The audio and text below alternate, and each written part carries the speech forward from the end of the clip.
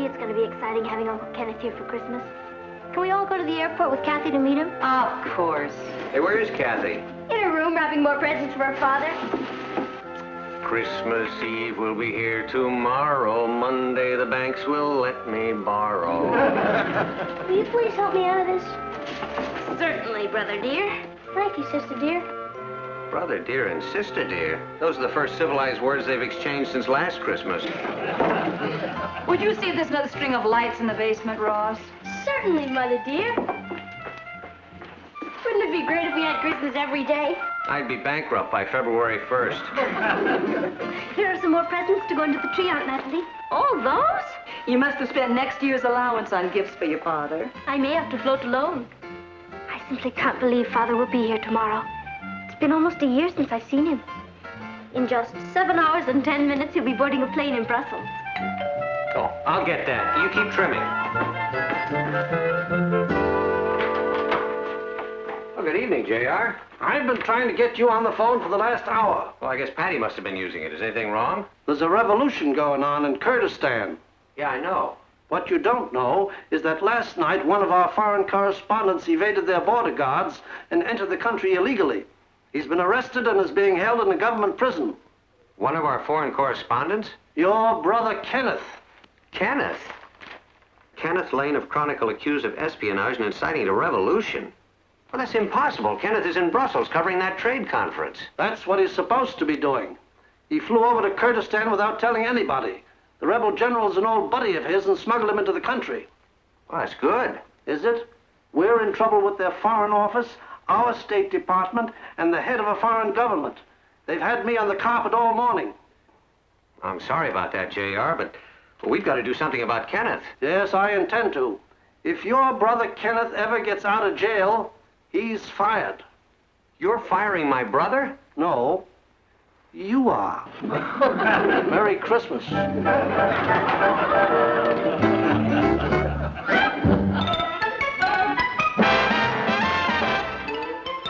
Meet Kathy, who's lived most everywhere, from Zanzibar to Berkeley Square. But Kathy's only seen the sights a girl can see from Brooklyn Heights. What a crazy pair, but they're cousins, identical cousins all the way. One pair of matching bouquets, different as night and day. Where Kathy adores a minuet, the ballet russe, and crepe Suzette. Our Patty loves to rock and roll, a hot dog makes her lose control. What a wild duet, still they're cousins, identical cousins, and you find they laugh alike, they walk alike, at times they even talk alike. You can lose your mind when cousins are two of a kind. But Kenneth's got to be here. You've no idea how Kathy's been looking forward to spending Christmas with her father. She's been planning for this all year. I know. Now, we're going to have to tell her he's not coming. You're right. You do it. I think it would be better coming from you. You're a woman. But Kenneth's your brother. Well, he's your brother-in-law. Oh, Kath. Your Aunt Natalie wants to talk to you. I was just going down to the basement to find another star. This one's bent. Kathy, Yes, Aunt Natalie? your Uncle Martin would like to talk to you. It's about Father, isn't it? Well, yeah, as a matter of fact, yes, it is. I've been thinking about it, too. He can only stay 1 week, and I've been trying to plan the most exciting things we can do before he goes back. It wouldn't be fair to just think about us. We should think of things that he would enjoy doing. But if he couldn't get here for Christmas, we could always do all those things later, couldn't we? I mean, whenever he did get here. Oh, he'll be here for Christmas. We've spent every Christmas of our lives together. Even when I was a little girl, after Mother died. Father would have to leave me to go to faraway places on assignments. Once I remember he was in Morocco. But no matter where he was at Christmas time, he always came back to me. On Christmas Eve, I would pull up a chair facing the front door and wait for him. And before midnight, that door would open and Father would walk in. He'll be here. Kathy, Yes, Aunt Natalie? why don't you go find that star? Right.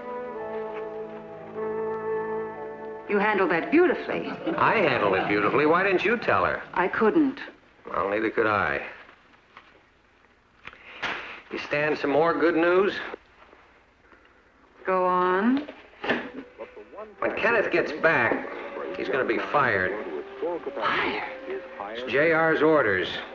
And guess who's going to have to do it to him? Scrooge. Marvel. Didn't you tell JR it's Christmas?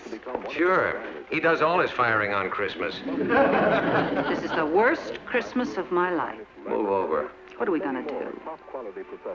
I'll tell you what we're not going to do. We're not going to spend Christmas Eve watching Kathy sitting in a chair in front of that door waiting for someone who's not coming. Then we're back where we were. One of us has to tell her. And now, ladies and gentlemen, Alan Miller and the news. No, we don't. Oh, Martin, she has to be told. Yeah, well, of course, but I haven't got the heart to do it, and neither do you. Then who's going to do it? Alan Miller. Martin, we can't do that. Good evening, ladies. Excuse me, I have to check on my plum pudding. Don't go, Kath. Excuse me. Did you want to talk to me? Well, no, but I just thought maybe you'd like to watch the news with me. The Coast Guard has ordered all small craft to take cover. Steamships are trying to move out of the path of the storm, and coastal towns are being boarded up in anticipation of the violent onslaught. Moving to news overseas. World leaders in the spirit of Christmas met today to talk of peace and to plan treaties to implement those talks. That's interesting, isn't it? Yes, I must go. My plum pudding is burning. Yeah, but the news isn't over yet. You tell me if I miss anything exciting. You're going to find a white Christmas this year, for all of Europe is shivering in the grip of a severe cold wave. Papa, do you have any thumbtacks? Oh, yeah, somewhere there. Out of revolution-torn Kurdistan comes word tonight that an American foreign correspondent, Kenneth Lane, is being held in prison on charges of espionage. The State Department denies the charge and has asked for his release. Uncle Kenneth? In Bermuda, Uncle Kenneth. Kenneth's match has ended in a... Does Kathy know? She left the room before Alan Miller got up enough nerve to tell her about it. Gee, do you want me to tell her? That's the coward's way out. No, I've got to do it myself. Maybe if I brought it up casually. Sure, like, guess who's in prison? Or, the funniest thing happened to your father on his way here to spend Christmas with you. All right, then the only way to do it is to be forthright and just get it over with. Kathy, your father was covering a revolution in Kurdistan, and they're holding him in prison over there. I know. It says he's safe and unharmed. That's right, Kathy. He is safe and unharmed. We have a lot to be thankful for. And the State Department will get him out in a week or two. So don't worry. I'm not worried, Uncle Martin. Father has been in situations like this before. Then it's all right about Christmas? Of course. He'll get here. He always spends Christmas with me.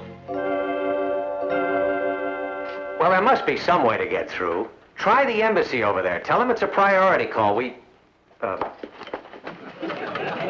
Oh, it's you. I've heard of calling person to person, but this is ridiculous. Well, I was trying to get through to our office in Rome. Eddie, look, you keep trying. Call me back when you have something. All right, thanks.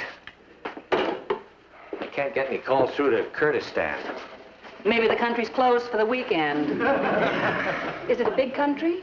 Well, it's big enough to have a prison. Why does your brother have to be such an adventurer? Well, it takes after me. I mean, that's the way I'd be if I weren't married and didn't have a family. I'm glad you've got us. It kept you out of prison.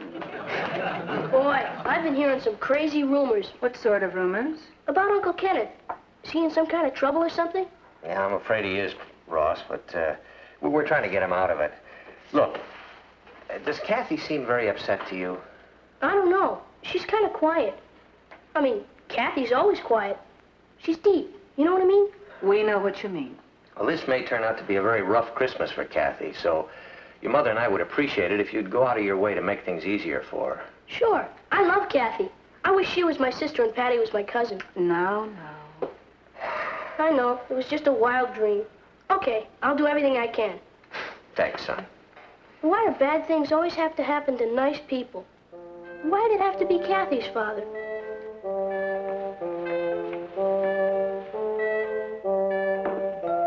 Kath, you've been sitting there for hours. Why don't you help me hang some mistletoe? There are going to be a lot of boys dropping in tomorrow. No, thank you, Patty. I want to see Father when he walks in. Kath, it's Christmas and your father's not here. It won't be Christmas for another hour. Father enjoys surprising me at the last minute. He's not even in the country. Then he's on his way. He's not on his way. Kathy, please don't do this to yourself. He's in a prison 7,000 miles away. There aren't even any planes flying out of there. I remember one Christmas, when I was 10. Father was in Tibet. I was in London with a governess. I wouldn't go to bed. I got a chair, sat in front of the door. And at 5 minutes of 12, the door opened, and he walked in. He smelled a bit like a yak, and he could only stay an hour. But he was there. He'll be here. You'll see. Kathy, don't look for miracles. Isn't that what Christmas is all about? A miracle.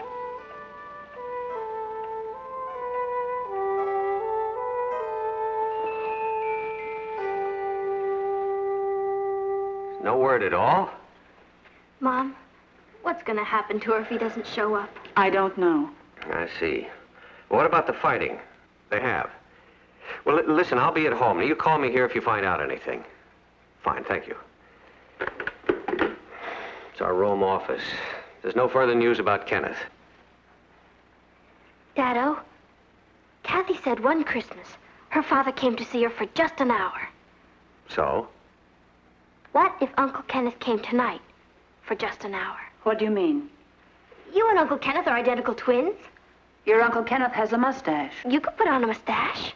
And what good would that do? If Kathy's father walked in that door before midnight, even if it were just for a few minutes, even if he explained that he had to leave again, don't you see? She'd have a miracle. Oh, Patty, don't be ridiculous. You said yourself you and Uncle Kenneth were always fooling people. Well, we were a lot younger then. We could get away with murder. I remember there was a girl in our biology class, Harriet Olson. She hated me for some reason, but she was crazy about Ken. One night he had a date with her and he couldn't keep it, so I kept it for him. She didn't even know the difference. We had a wonderful time. Next day she hated me again. This might work, Martin? Well, this is different. I mean, I could never convince Kathy that I'm her own father. Not even for an hour? You could tell her that you have to take the next plane back to Kurdistan, and before she knows what's hit her, you've gone. Well, who got me out of jail and flew me over here? Friendly Martians? You could tell her that the rebel general was a friend of yours and let you escape. And an old Air Force buddy gave you a lift to New York. Well, you mean like this? You see, Kathy, this old Air Force buddy of... no, wait a minute now. You see, Kathy, this He calls her Kit Kat. Oh, yeah. You see, Kit Kat, this old Air Force buddy of mine flew me over here after I broke out of jail. Oh, boy. Kathy is too bright a girl to believe that. Now, it's out of the question. Oh, you couldn't do it for a long period of time, but for an hour? She wants to believe so much, she wouldn't even question it. Well, where am I supposed to be all this time? Down at the newspaper office. Will you try it? No, I... Oh, Martin, it'll break her heart if he doesn't come through that door before 12 o'clock. What do you say? Oh, I say... Where the devil am I going to find a mustache at 11:30 on Christmas Eve?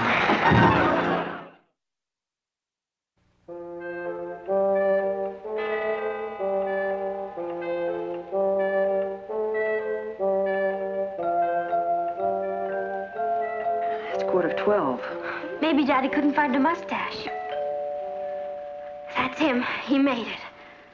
I hope it works. It has to. Father's here. Is this the Lane residence? Oh, Daddy.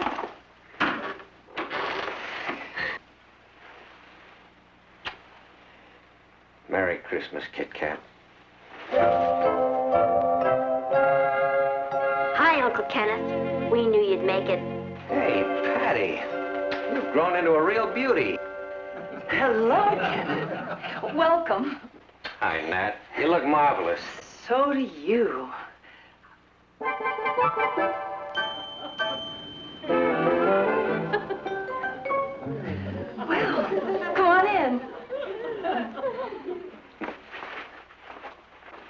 afraid you wouldn't get away. Yeah, well, I was a little worried about it myself, but I had a bit of the lane luck, and here I am. I'll bet the rebel general turned out to be a pal of yours and helped you escape.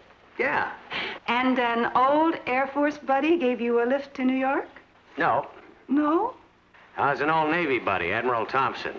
He got me a ride here in a Navy jet. An admiral helped you? Yeah. I knew nothing could keep you away. You know what really got me out of that prison, Kit Kat? The thought of you sitting here waiting for me. You must be starved. I've made some sandwiches. And after you eat, we'll open our presents. And then we'll drink a toast. And then I'll show you Kathy's in my room. And then I guess it'll be time for you to leave. Who's leaving? I just got here. Natalie, you feeling all right? Yes. Are you? I'm fine, I think. Where's Martin? He had to go to the office. On Christmas Eve? That's what he gets for being a managing editor. Well, why don't we phone him there? No! No. Why not? He's probably not there yet. He had to make a lot of stops on the way. Oh. Well, say, that's a very nice tree you have there. I could see your handiwork in that, Kit Kat. We all worked on it.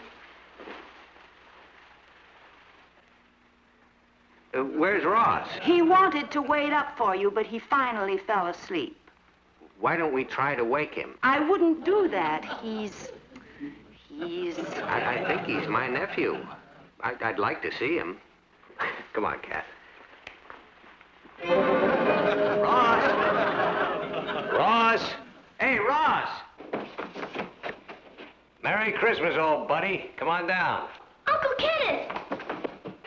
How's my nephew? Gee, you look just like my dad. Ouch! What is that? Nothing. Oh, that reminds me. I'll go get the sandwiches. Don't bother. I had a bite on the plane. You should put something in your mouth. I mean, you should eat something. Well, there's no hurry. Let me look around. It's a nice place. I can't believe you're really here. I was so worried when I heard you were in prison. Was it very bad? Oh, I'm sure he doesn't want to talk about it. It was a ball. Guards and I played chess all the time. They were all old friends. Some of them were old friends? Patty, why don't you take your Uncle Kenneth up and show him Kathy's in your room?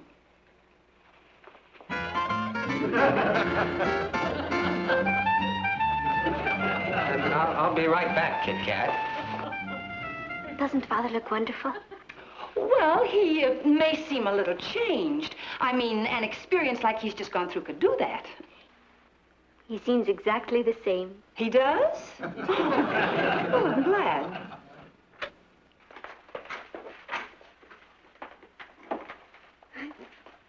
It's a nice room, Patty. Well, you're really doing great. I'm proud of you. Well, thank you. I'm proud of you, too. Where'd you get that tie? Never mind. Listen, you really threw us a curve with that Admiral bit. Admiral Thompson? Yeah. Maybe you better cool it a little. Kathy's pretty smart. The only way this is gonna work is if we play in and out Finnegan. In and out Finnegan. That's it. The trick is to keep moving. Now, we'll give it a couple of more minutes, and then we'll go down and open the presents. Okay?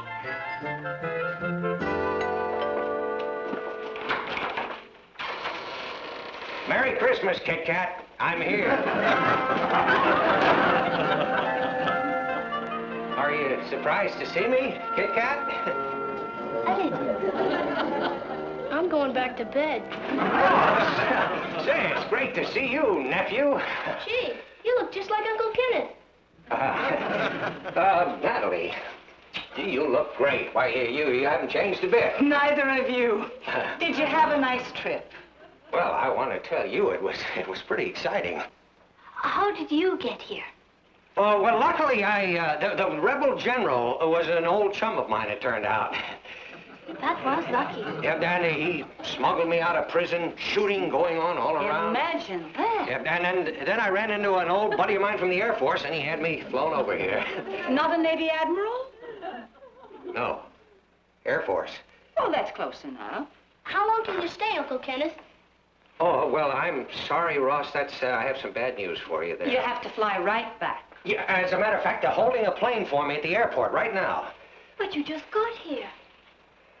Yeah, I know. You just came to keep your promise to be with me at Christmas. That's right, Kit Kat. I'll be able to come back to you in a few weeks. I think I'm going to cry. Well, there's no reason to cry. I want you to be happy. I am. That's why I'm crying. I love you. So do I. You're quite a fella. Oh, thanks, Natalie. Say, by the way, where's Martin? Boy, that's a good question. I believe he had to go to the newspaper office. On Christmas Eve? That's what he gets for being managing editor. Did you bring me something edible? What? Something edible from Turkey. Oh, no, I haven't had a chance to do any shopping. Yeah, what with the revolution being in jail. But as soon as I get back over there, I'll send you something. You're one of the two nicest Christmas presents I've ever had. Oh, thanks, Kit Kat. What was the other one? You see. Well, listen, why don't we all have some sandwiches, and then we can open the Christmas presents, and, gee, then I'm afraid I'm going to have to rush, because they're holding a plane. Why don't you tell them General Mazim is an old buddy of yours? Well, now, I'm afraid that, that's me. Oh, Uncle Kenneth. Welcome.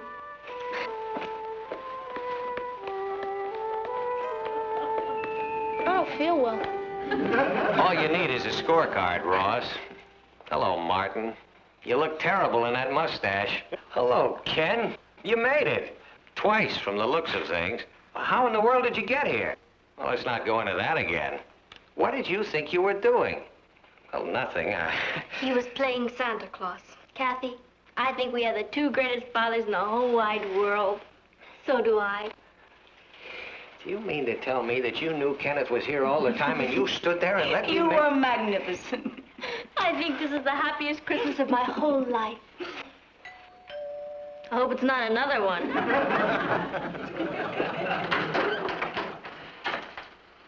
J.R. Martin, if you are masquerading as Santa Claus, you have no talent for it. It calls for a long white beard and a red suit. Well, I know. Then why are you hiding behind that scraggly bush? I'm not hiding. He was pretending to be my father. Nonsense. There isn't the faintest resemblance. Couldn't fool a goat. Well, you'd be surprised at what we used to get away with, Johnny. Kenneth, I heard you had come back. I didn't believe it. Well, you know I lead a charmed life. I couldn't believe you had nerve enough to face me. I came here to find out for myself. Didn't you get my cable? If you mean the one from Brussels, no. Brussels? Where you were assigned to cover the trade conference. Let's discuss this later, J.R. You mean to say you haven't told him yet? Told me what? JR, in 60 seconds, it's going to be Christmas. I'm not responsible for that. Martin has something to tell you. You're going to give Father a bonus. I don't think so. Tell him, Martin. Oh, I'm sorry, Ken, but you're fired. Fired? You can't fire him. It's Christmas. So it is. Merry Christmas, everybody. Did you hear that? That's terrible. Imagine firing someone on Christmas. He wouldn't do that. Or would he? Is J.R. Castle going to turn out to be the rat of the Western world? Tune in next week and we'll all find out. Bye. Merry Christmas, everybody.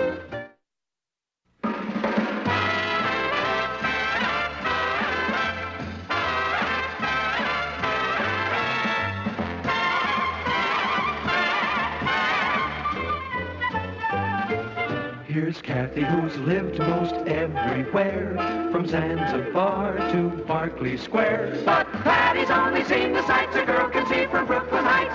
What a crazy pair, but they're cousins, identical cousins, and you'll find they laugh alike, They walk alike, at times they even talk alike. You can lose your mind when cousins are two of a kind. of artillery, and a bicycle. A bicycle? Yeah. How was your Christmas? Don't ask. Boy, it's grim around here. Every time you open your mouth, somebody tries to snap your head off. Why? My Uncle Kenneth flew in from Europe. He's a foreign correspondent. He works for my dad's paper. Well, a publisher, old J.R. Monster Castle, fired him. At Christmas time? Yeah. J.R. stands for just rotten. Come on, let's get out of here. What's all that? My Christmas presents. I'm gonna do a little trading. Coffee? Yeah, thanks. Where is everybody? Well, Ross is out trading his Christmas presents. Patty and Kathy are in their room cooking up diabolical plots against J.R. Castle, and Kenneth is asleep. Poor Ken. It's not going to feel much like celebrating New Year's Eve this year. Neither am I. I think it's inexcusable for J.R. to have fired your brother at Christmas. It's his newspaper. He can do as he likes with it. It's his newspaper, but it's my father. I'm not going to let Mr. Castle get away with it, Patty. How are you going to stop him? He's already done it. Father loves being a foreign correspondent for the Chronicle. It's been his whole life. Papa says your dad can go to work on any newspaper in New York. If he wanted to be cooped up in an office, he'd hate that. He may have to get used to it. Not if we use our imaginations. We have to think of something that will make Mr. Castle hire Father again. Kathy, you don't know J.R. like I do. He makes Scrooge look like Santa Claus. I know one way to get him. He's very susceptible to flattery. What is there to flatter him about? What difference does it make? Tell him what a great publisher he is. He'll eat that up. If he were a great publisher, he would have given Father a bonus for what he did instead of firing him. A little soft soap can wash away a lot of problems. I could never flatter Mr. Castle. I would choke on the words.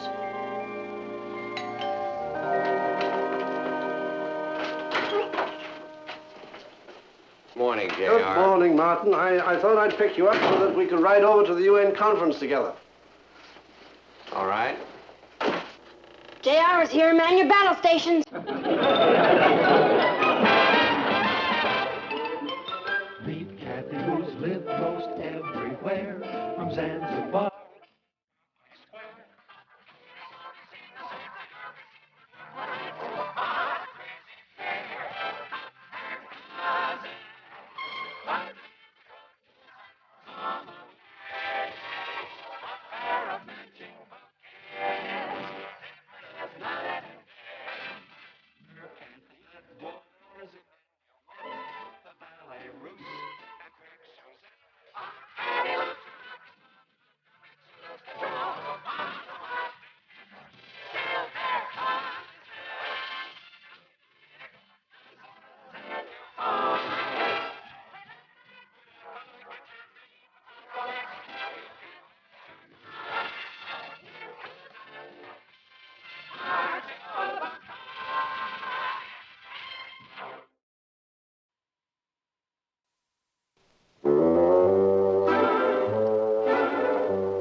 Good morning, Natalie. Good morning.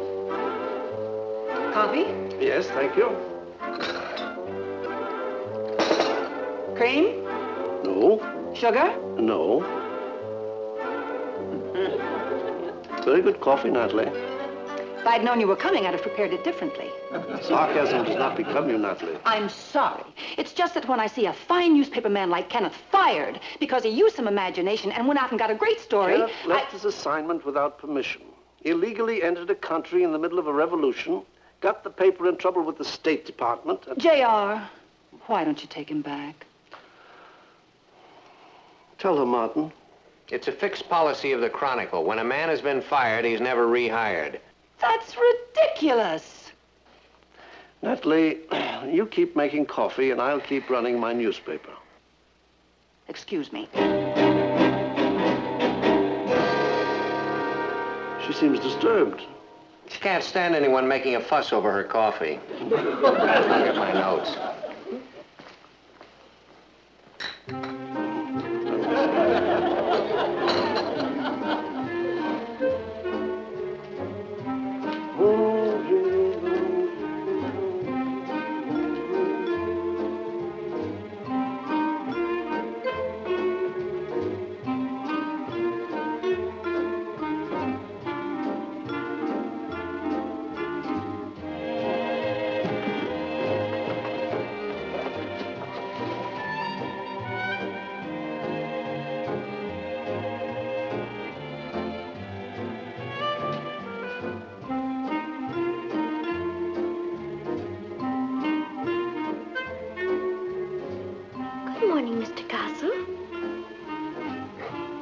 Morning, Mr. Castle.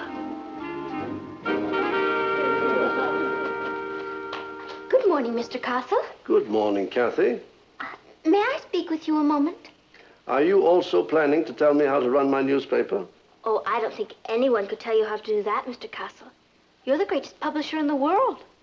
Who said so? Father. He's always saying that. You never said it to me. I think perhaps Father's a bit afraid of you. Kenneth Lane afraid of me? He doesn't act that way. Why, he's the most That's because you make him nervous. See, he thinks of you as being on a high pinnacle. He said that? Often. He says the only real newspaper publisher left in the business is J.R. Castle. Is that so? I always thought he referred to me as Old Sour Lips. Old Sour Lips? Old Printer's Ink, he always called you. He did? Oh, yes. He always says he could never work for anyone else. Where else would he find a warm, sympathetic genius like J.R. Castle to work for? Young lady, I can't tell you what an impression this little talk has made on me. Has it? Indeed, it has. I'm ready, J.R. Oh, Kathy, would you give your father a message for me? I'd like to hear that. Certainly, Uncle Martin. Just tell him I'll have lunch with him at 1 o'clock. If she gives her father that message, you're going to be dining alone. And you can give your uncle a message for me, young lady. You tell him Old Sour Lips says he's still fired.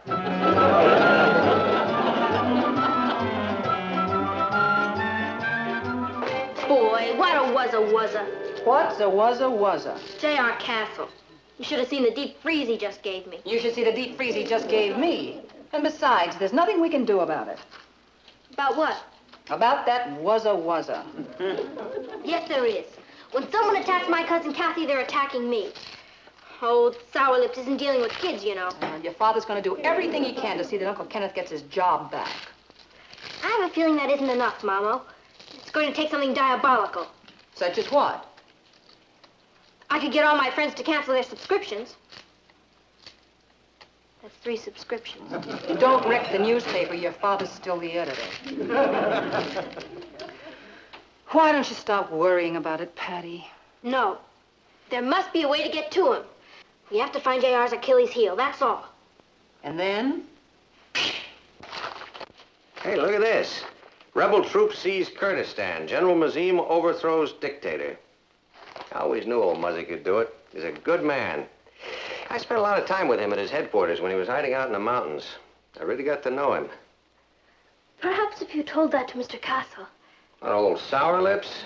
No, I don't need him. I can always get a job.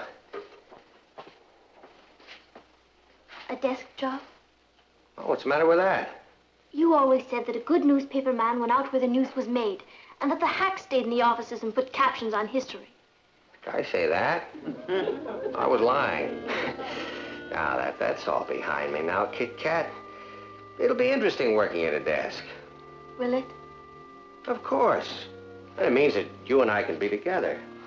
That part of it would be wonderful. But if you were a foreign correspondent again, we'd be together anyway after I finished school. Now, I want you to stop worrying about it, honey. I mean, I'm going to enjoy settling down. We'll move into an apartment of our own. Maybe we can find a place down in the village. Now, have regular hours, 9 to 5. Get 2-week vacation every year. We'll go back to the scenes of our crimes. Paris, Switzerland, Nairobi, Istanbul.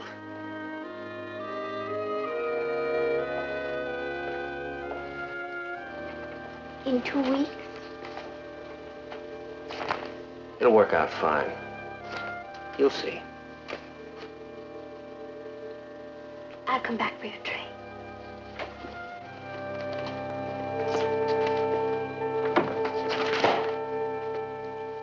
He'd be miserable at a desk job, Patty. He could go to work as a foreign correspondent on another newspaper. He loves the Chronicle.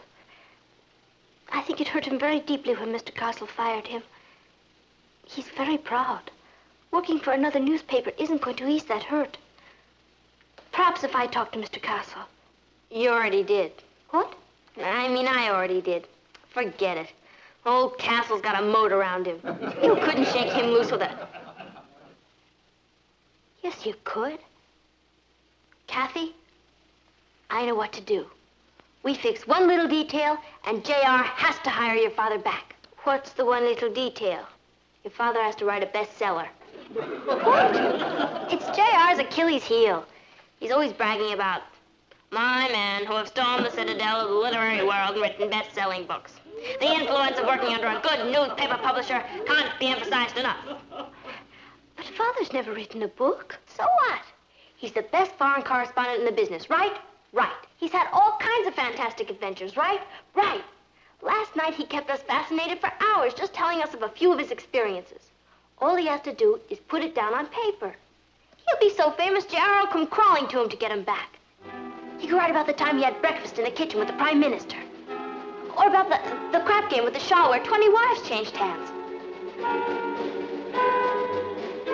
Or the time you escaped from the tribe of nomads in Tibet. It could be a great book, Father. Yeah, but I've never written a book, Kit Kat. I'm afraid I know you could do it, Uncle Kenneth.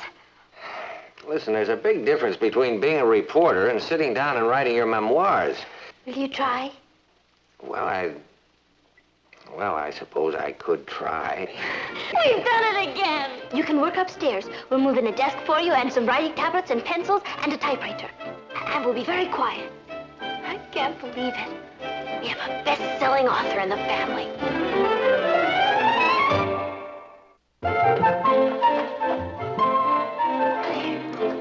Beautiful. If I were a writer, my mouth would be watering. He can start right away. Boy, wait till old Sour Lips hears about this. The next step is to get the book published. It hasn't been written yet. Do you know your trouble? You worry too much about details. Let's get ready. Where are we going? To see an old buddy of mine. Who? The biggest publisher in the business, Bennett Blake. We'd like to see Mr. Bennett Blake, please. Do you have an appointment? We don't need an appointment. We're bringing him a bestseller. I see. Your name, please? Just tell him Patty Lane and Kathy Lane. There are two young ladies here to see you, Mr. Blake. Kathy Lane and Patty Lane. Patty Lane and Kathy Lane? It certainly is lucky you're knowing Mr. Blake. Where do you know him from? I saw him interviewed on a TV show once. You saw him in... Let's get out of here. Don't be silly. We're doing him a favor. How often does a bestseller come along? No, they don't have an appointment, but they're bringing you a bestseller. That's even better than an appointment, isn't it? Send them in. This way, ladies.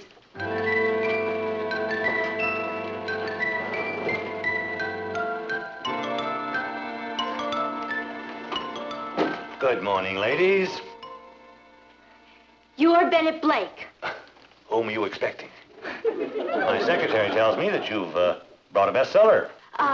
We didn't exactly bring it. It's at home being written. Oh, it's an unwritten bestseller. Which one of you is the author? Neither of us. It's being written by my father. I take it this is his first book. Yes, it is. And you're here to get a publication contract and a big advance, right? How did you know? Because I have a file full of letters from people who want the same thing. I'm afraid there isn't much point in this, ladies. But you haven't heard about Father's book yet. Don't. You look like nice girls. Let me give you some advice. There isn't any publisher that'll give an unpublished writer a contract for a book without a complete outline and at least 2 chapters written. But Uncle Kenneth's book is going to be a great book. I wish Uncle Kenneth luck. All right. We'll just have to take foreign correspondent to another publisher. Do that. Now I'll read it when it comes out. You'll find it on the bestseller list. Foreign correspondent by Kenneth Lane. Come on, Kathy. Bye. Wait. What did you say? I knew the title would get you. Never mind the title. Are you talking about Kenneth Lane of the Chronicle? Yes. Oh, why didn't you say so? You didn't ask us. Do you know Father? Everybody knows your father. I've been after Ken for years to do a book. You have? So he finally made up his mind. Well, I can't tell you how delighted I am. And he couldn't have sent 2 lovelier emissaries. He didn't exactly send... Rosalie, have a contract drawn up. Yes. Non-fiction. Title, Foreign Correspondent. Author, Kenneth Lane. Maximum advance. Yes. Delivery, 3 months. I don't know if... Sure, that'll be plenty of time. 3 months, yes.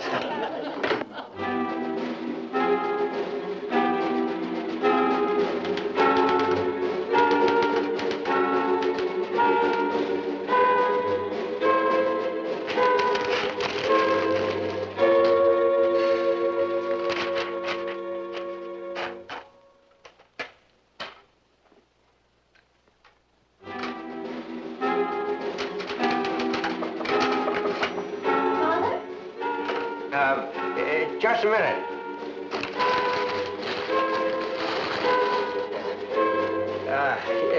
Come on in, honey. How's it going? Oh, fine. You know, it's always takes a little time for these things to get rolling. I'm eager to read it. It's wonderful the way you've locked yourself in here. You've been working constantly. I'll bet you have a lot written. Kathy, you remember I said I didn't think I could write this book? And you were wrong, weren't you? Patty and I have a surprise for you. We got you a contract for your book with Bennett Blake. You didn't. Yes, we did. He was thrilled. I have a little surprise for you. When the contract comes, you can put it right in there.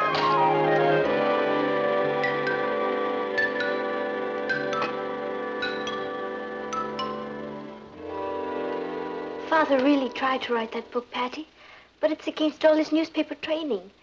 He said he couldn't get past the title. All right, so we don't have a great author in the family.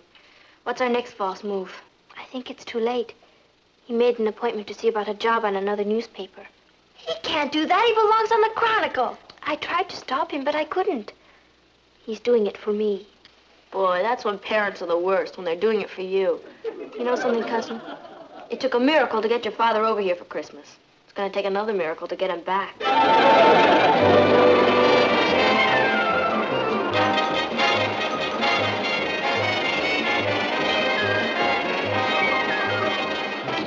Martin. Yeah, what is it, J.R.? Where's Kenneth? Kenneth who? Your brother, Kenneth. Oh, that Kenneth. Well, I think he's probably still at home. Why? Well, he's too good a man to be sitting at home. You tell him to get his bags packed and take a plane for Kurdistan tonight. You serious? Do I seem to be filled with irrepressible levity? Get your brother on a plane tonight. Kenneth doesn't work for the Chronicle any longer. You fired him. Oh, that was merely a gesture of protest against his flaunting of authority. Why, Kenneth is the best foreign correspondent in the field. He knows I wouldn't fire him. He does. Somehow I can't see you as a Santa Claus, J.R. Now, why don't you tell me what's going on? Well, we just got this telegram. It seems General Mazim is willing to give an exclusive story on the inside of the revolution to Ken. Yes. It seems that while General Mazim was hiding out in the mountains, he and Kenneth became fast friends. Well, well. So by disobeying your orders, Ken pulled off the story of the year. Well, we won't go into that now. No. Of course, all the other papers and press services are after this story. Of course. But we are not going to let it get away from us. This is a top story. Top general flees army, hides in mountains, and overthrows government. This is the sort of thing that Pulitzer Prizes are made of. You tell that to Kenneth. You tell it to him. What? You fired him. You rehire him. I'll see if he's upstairs. But, Martin, he's your brother. Don't you want to break the good news to him? No.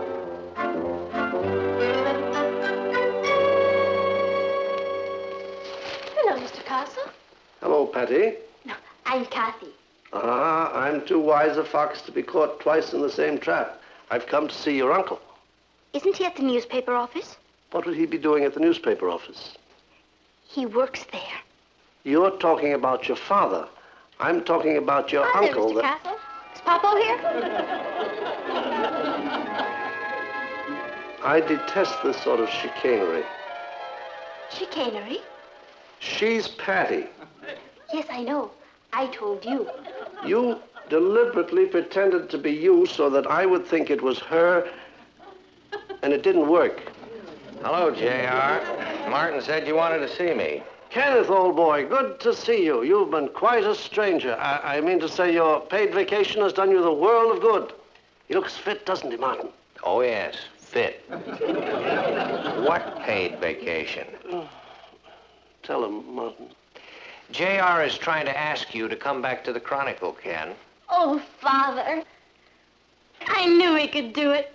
Well, I appreciate that, Johnny, but I've decided to take another job. That's ridiculous.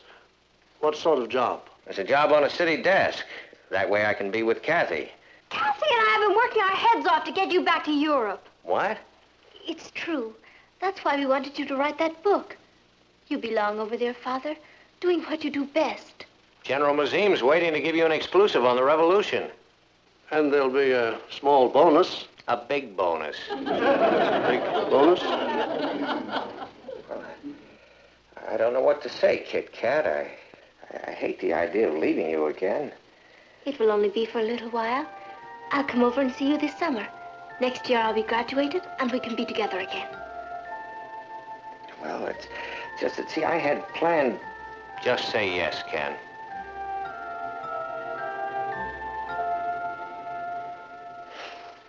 All right. Cable the General not to talk to anyone till I get over there. Oh, thank you, Kenneth. Good man. Natalie? If it won't affect my husband's job, I would prefer not to speak with you. Natalie? I mean it. I think he's treated Kenneth shamefully. Kenneth should be back working for the Chronicle. Aunt Natalie? And you've overlooked something. He knows General Mazim. He could get a great story on the revolution. Natalie... No, leave her alone. I think Natalie has a point here. Natalie, why don't you and I go out in the kitchen and drink a cup of your great coffee while Kenneth packs his bag?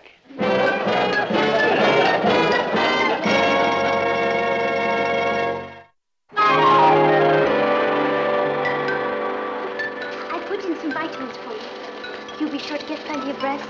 I promise, Kit Kat. And you wear the new sweater I bought you? The nights are awfully cold over there this time of year. Right. Anything else? Just please take care of yourself. I will. For both of us. I'll write you as soon as I can. Mr. Kenneth Lane? Mm-hmm. Thank you, sir. Your plane will be ready for departure immediately.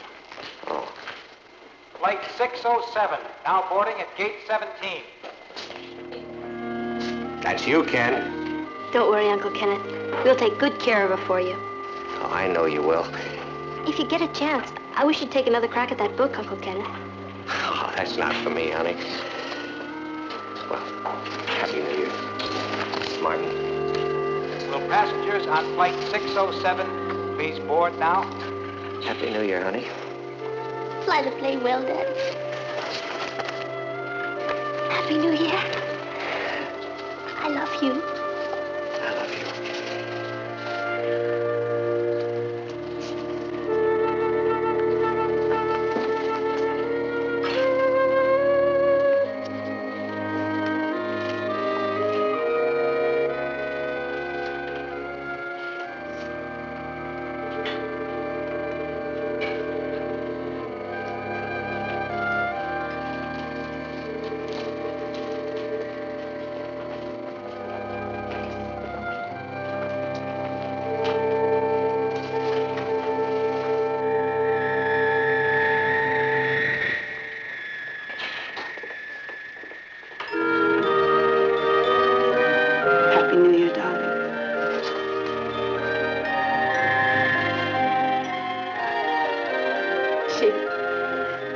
We made it through another one.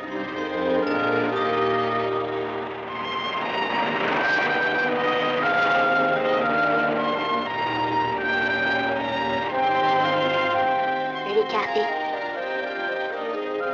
Ready, Patty?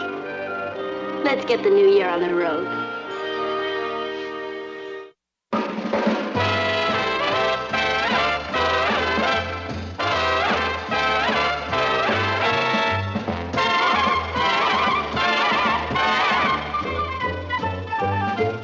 Here's Kathy, who's lived most everywhere, from Zanzibar to Berkeley Square. But Patty's only seen the sights a girl can see from Brooklyn Heights. What a crazy pair, but they're cousins, identical cousins, and you'll find they laugh alike, They walk alike, at times they even talk alike. you can lose your mind when cousins is no. It is more blessed to give than to receive. I only need $5. Neither a borrower nor a lender be. $5 is a lot of money, Patty. It's Mom's birthday Saturday, and I haven't got a dime. You know how the family is about us buying birthday presents with our own money. Why did you spend the money on that sweater? I never could resist bulky knits. Huh? Sorry.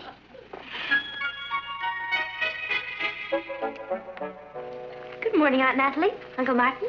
Ross. Good morning, dear. Good morning, Kathy. Patty? Hi, group. Listen to your horoscope, Patty. It says you're wicked, stubborn, and hate animals and children. It does not. Let me see that. Where did you get this? I traded it for 2 comic books. You got taken.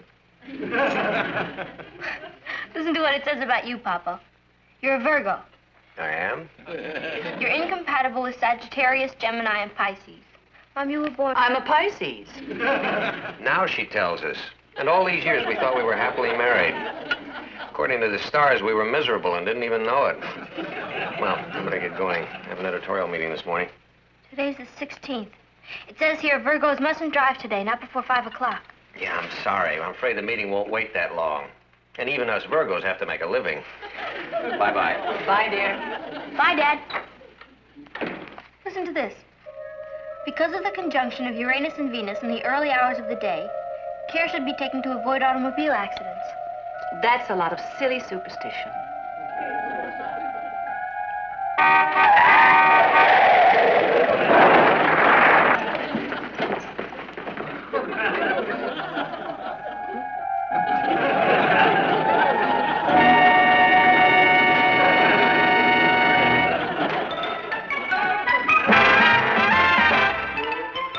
Meet Kathy, who's lived most everywhere, from Zanzibar to Berkeley Square. But Patty's only seen the sights a girl can see from Brooklyn Heights. What a crazy pair, but they're cousins, identical cousins all the way. One pair of matching bouquets, different as night and day.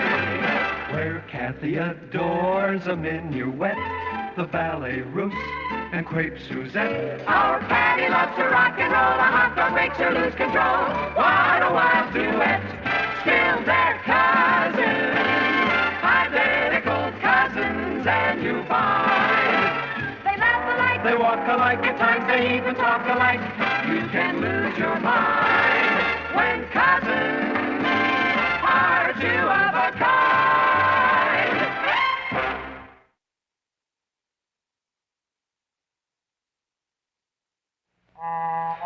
Does that feel better, darling? Natalie, I wish you'd stop making a fuss over me. I mean, it's just a little bump. Ooh. That idiot pulled out from the curb without even looking. And he dented the whole side. Oh, can I see it? The side of my car. Perhaps you shouldn't go to the office today, Martin. Of course I'm going to the office today. Papa, it says here that I don't want to hear it. it really seemed to work. It warned you. Now, don't start that again. It's a lot of superstitious nonsense. That's just what I was saying, but be extra careful today, will you, Martin?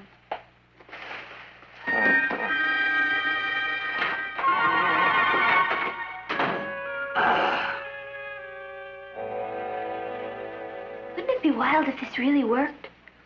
Don't you think that if the people who wrote these books knew everything that was going to happen, they wouldn't have to write these books? Excuse me. Hey, I'm taking a history test today. Would that thing tell me whether I'd pass or not? How do I know? I don't do this for a living. I just... Got an idea how to get Mom's birthday present.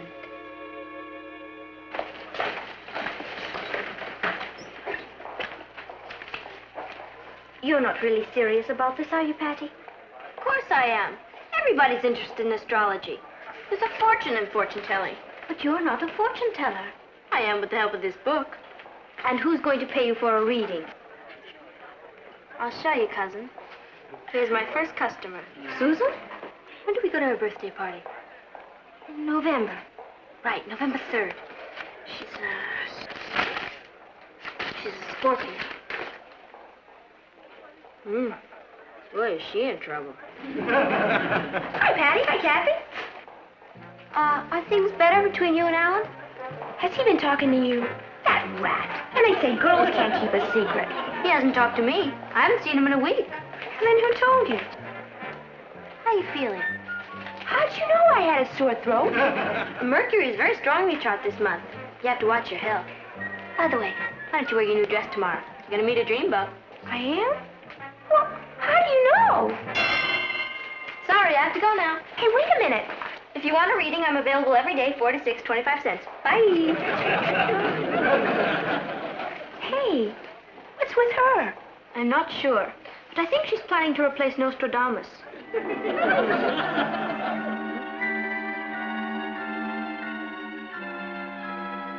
Boy, are the Gemini's in trouble. What are you doing? Playing polo. Where'd you get all these books and charts? The library. Do you know? I memorized the whole zodiac chart. I need some advice. From your sister or from the stars? From the stars. That'll cost you 25 cents. Boy, you fortune tellers are murder. Okay. What's the problem? Well, I'm going out for Little League Baseball. There are only 2 positions left open, pitcher and catcher. I was going out for pitcher, but Scotty Sheldon's going out for that, and he's pretty tough competition. So you're asking the stars if you should try for pitcher or catcher? All right. You're Taurus. Taurus? The book. Is that good or bad? Here we are. Taurus. You are sophisticated, a good administrator, and have inflexibility of purpose. Gee, that sounds like I'd make a great pitcher. You are a faithful husband, but there is violence in you. All I asked was whether I should pitch or catch. When do you have to make your decision? Friday. Friday. That's the 19th. Taurus, the 19th. You are standing at the crossroads. That's me, all right. But don't be swayed by deceptive influences. Strike out with all your might. Strike out. Sounds like you're going to be a pitcher. Gee, I don't know how to thank you, Patty. If you're a satisfied customer, send your friends around. Bye. Hi, Patty. Are you busy? Hi, Sue. What are you doing here? Sit down. Can you really read fortunes? So far, I saved one man's life and another man's career. Tell me your problem. Well, don't be nervous. Stars and I are your friends. Alan and I have been going together for 6 months, see? And last week I found out while I was at my aunt's house, he was out someplace else doing something else, and I don't know what it was. Anybody home? In here, Martin. Are you feeling better, darling? If you're referring to that little bump on the head this morning, it was nothing. Hello? Who? I don't know. Just a minute. Is Richard here? He's upstairs with Patty. Yeah, just a minute. Oh, hello, Richard. This call is for you. Don't mention it. No, those kids are never off of that phone. I tried to call here for 2 hours this afternoon. I told Fran about your accident this morning, and she said that a fortune teller told her not to take a train, and the next day there was a terrible train accident. Natalie, coincidences happen a dozen times a minute. I know. Still, was odd. Boy, you sure are lucky to have a daughter like Patty. With her advising you, nothing can go wrong. Well, gotta go. Richard, just a minute. Did Patty read your horoscope? Did she? She's incredible. She told me an aunt of mine from the north would be coming to visit me to give me some money. And you really believe it? Well, Richard, does it seem even remotely logical to you that dead pieces of matter floating around in space millions of light years away from the Earth could possibly have any effect on your daily activities? Well, Use your common sense, boy. Now listen, If what Patty told you was true, that would mean that all the thousands of people who were born at the same time as you would now be rushing home because a rich aunt from the north was coming down to bring them some money. Well... Now, doesn't that seem ridiculous? Certainly sounds ridiculous. Well, gotta run. Mom just called to say that my rich aunt just got in from Canada, and she wants to see me right away. Bye.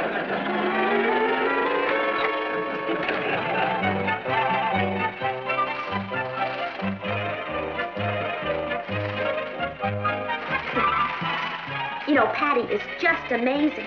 This is my third reading. She told me I was going to meet this dreamboat, and I did. Well, now I stopped seeing Alan. I was going to be a nurse, but not anymore. My stars say I'm going to be a model. You can go in now. Did she tell you anything? She just changed my whole life. What'd you say? Well, you know how everyone laughs at me because I'm so clumsy and I'm always dropping things? Yeah. Patty says I'm going to be a brain surgeon.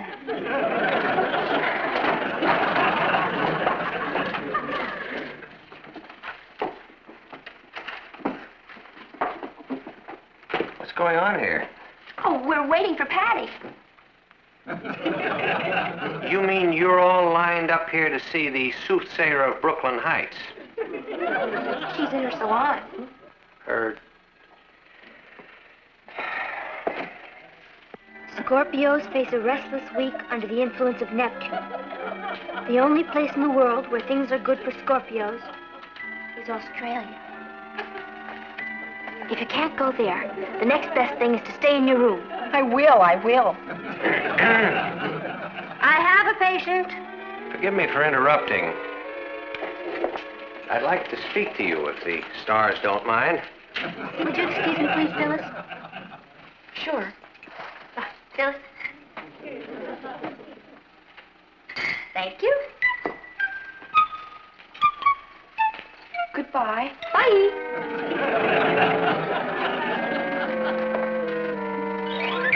Patty, are you taking money for this? Why not? I'm getting paid for a service. Well, I'll tell you why not. In the first place, there happens to be a law against fortune-telling. I'm not telling fortunes. I'm reading charts. The term fortune-telling includes reading charts, reading palms, phrenology. What's that? Phrenology is the art of telling fortunes by feeling the bumps on people's heads. That's ridiculous. Look, Papa, I studied all these books and charts. I know what influences people's lives. But, Patty, there is nothing to this stuff. You're always telling me you want me to think for myself. Are you telling me now that because you don't believe in astrology, I can't believe in it? Well, I didn't say exactly that. I mean, I want you to find out things for yourself. Then I can go on giving readings? Well, all right. These kids are silly enough to listen to you. I suppose it serves them right. But you are not to charge them anymore. Oh, but... And that's final.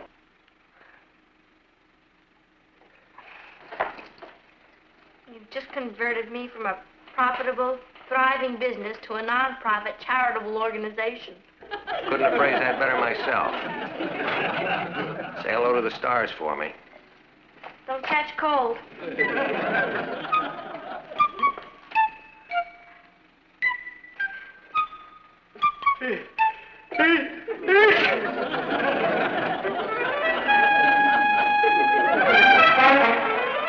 Done it again. First I predicted Papa's accident. Then Susan's new boyfriend, Richard's aunt. I'm incredible. And it has nothing to do with the stars. Well, I must have something. These kids aren't paying me their hard-earned money for nothing. Not anymore, they're not. Your father put a stop to it. No, he didn't. All he said was I couldn't charge any money. I'm not going to. From now on, my readings are free. But if anybody wants to make a contribution, I'm not going to fight it. I need your help. No. All I need is $3 more to get Mom's birthday present. If you help me get it, I'll give up astrology. Is that a promise? I wouldn't lie to you. Saturn's in conjunction with Mars. You look great, Kath. I feel ridiculous. Why does it have to be two of you? Because the money will come in twice as fast. I have it all worked out. With two of us operating, we'll be able to close up shop by tonight.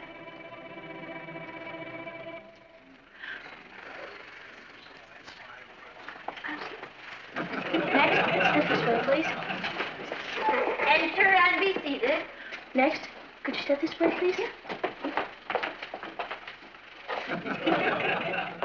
Oh, hi, Patty. I thought you were in the other room. Hi, Sue. Sit down. Boy, have I got a problem. You told me not to see Alan anymore. I did. I did. And Alan asked me to the dance Saturday night. Well, I turned him down because you told me to go with Stanley. Stanley? That dreamy new boy I met. Pisces. Oh, the fish. What's your problem? Stanley hasn't asked me to the Saturday night dance yet. Hey, I'm not going to get stuck without a date, am I? At least I could always count on Alan.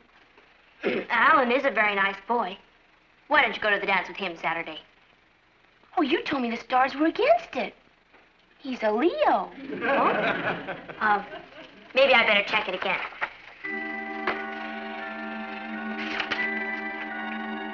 Here.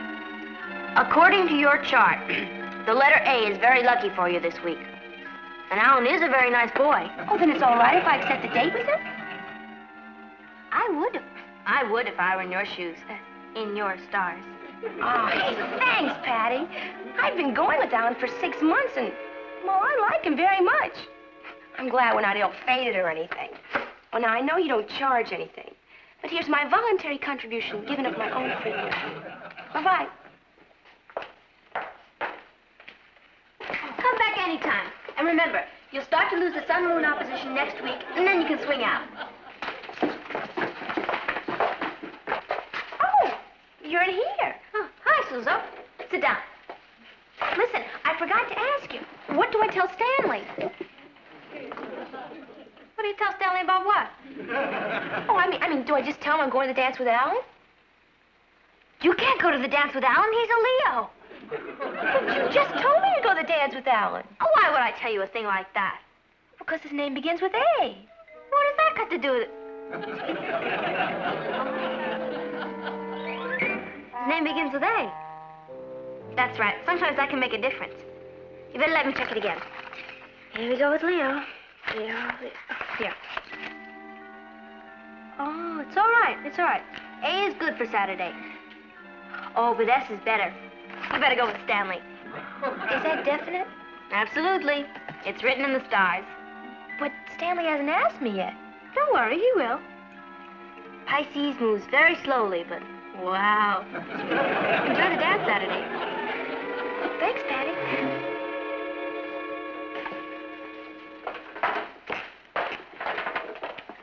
The suckers have all gone. There's someone downstairs to see you, old great one. I think I'll take an astral break. Boy, I'm tired.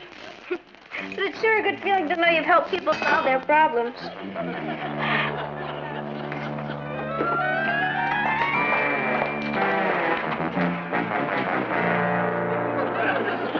Hi there. Hello. I'm looking for Miss Patty Lane. Boy, the word sure spreads. Build a better mousetrap and everyone comes running. My name is Roberts, detective, 2nd grade. Detective 2nd grade, huh? I'm checking on a report that a fortune teller's operating in this neighborhood. I was told you might be able to help me. As far as I know, there's no real fortune teller in the neighborhood. Can we quit now? I'm exhausted. Why don't you run back upstairs and lie down? Because you and I are going to have a talk, cousin. That's a very interesting outfit you have on there. You mean these fortune-telling clothes? Oh, is that what they call it? It's a costume for our school play. School play? What's the name of this school play? We're doing Fortune Teller by Victor Herbert. Is that so? Oh, that's a favorite of mine. There's a gypsy love song in it. Now, how does it go? She knows. She's playing the lead. I'm playing the... Yes, now, don't be modest. Why don't you sing the song for Detective Robert, 2nd grade, who's here because someone says there's an illegal fortune teller in the neighborhood? Slumber, my little gypsy sweetheart, dream of the fields and the grove. Can you hear me in that dreamland where your fancies rove? Well, that's very nice, very nice. Well, I I guess I made a mistake. That's all right. Come back anytime. All right. Hey, you know that prediction you made? What address did you want? Patty, I want... Oh, you wanted Patty. That's Patty. If you'll excuse me, I have an awful lot of homework to do. I'd have sworn that was Patty. Patty, I think you and I'd better have a little chat.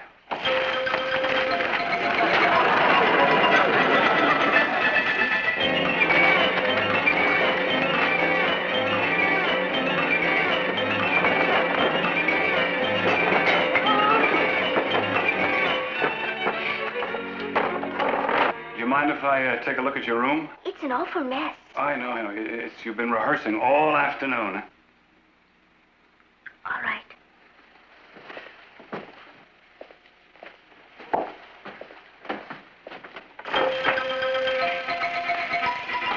We didn't really mean to do anything wrong. We just... Well, it's a nice room. Thank you. Now, you look like nice girls. I don't want you to get into any trouble. No, sir. If there was ever any fortune-telling going on around here, I can promise you it'll never happen again.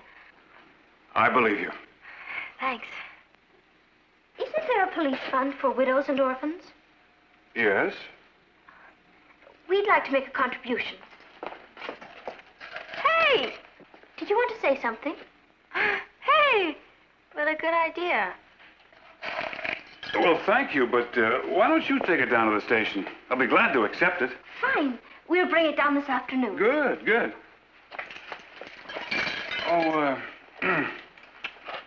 would you like some advice? Yes, sir. Get rid of all that junk under the bed, huh?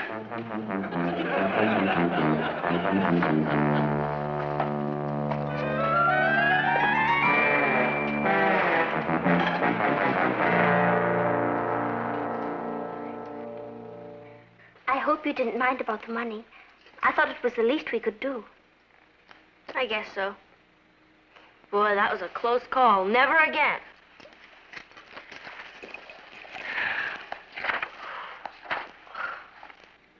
Kathy. Listen to my horoscope.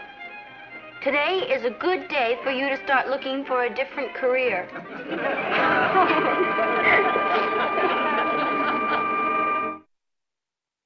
Tomorrow is your mother's birthday, you know. Yeah, I know. Kathy told me why you were holding those astrology readings. Boy, she has a big mouth. So, I was just thinking if you'd like an advance on your allowance, why, the stores are still open. Do you mean that? Yeah. Thanks, Papa. Couldn't help myself. It was written in the stars.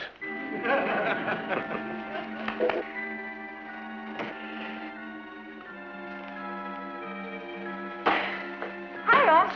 Don't speak to me. Well, I do. You and your Stars got me off the Little League team. You told me the Stars wanted me to be a pitcher. Well, Scotty Sheldon got it. Boy, this time you really fixed me. Me? What'd I do? I went out and bought a $200 hi-fi set. Congratulations. Congratulations. I was going to pay for it with the money I got from my rich aunt. Didn't she give it to you yet? She came down from Canada to borrow money from us. The store won't take the set back, and I've got to work after school all winter to pay it off. That's terrible, Richard. Susan? Oh, there you are. Well, I just came to tell you never to talk to me again. What's the matter? Well, why don't you ask the Stars? Not in touch anymore. What happened? Well, you told me to turn Alan down. Well, I did. Well, then I found out Stanley's going with another girl. And now I don't have a date for the Saturday night dance. Yes, you do. Why don't you go with me? She can't go with you. Why not? Because Aquarius and Gemini don't mix. Oh, they don't, huh? Well, just watch.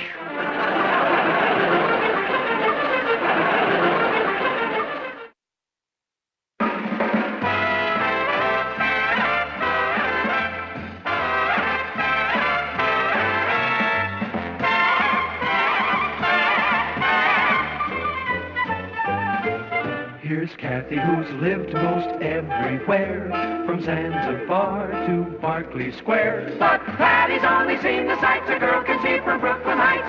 What a crazy pair, but they're cousins, identical cousins, and you'll find they laugh alike, They walk alike, at times they even talk alike. You can lose your mind when cousins. I'd like to do. You'd like to erupt? Break out. Seems like it's been miserable out forever. Why don't you read a book? You've read a book. Read one, you've read them all. What are you making? A shift. I could have been a great dress designer, but I flunked sewing. Could never thread a needle. Why they use nervous needles? What's that for? I'm going to trace the design of the cap and see how it will look on the front. And tell you how it'll look. Ghastly. Why don't we go see a movie? Because I want to finish this. What are you going to call it? Catnip? Patty, why don't you go call Richard? I know when I'm not wanted. See you later, cuz.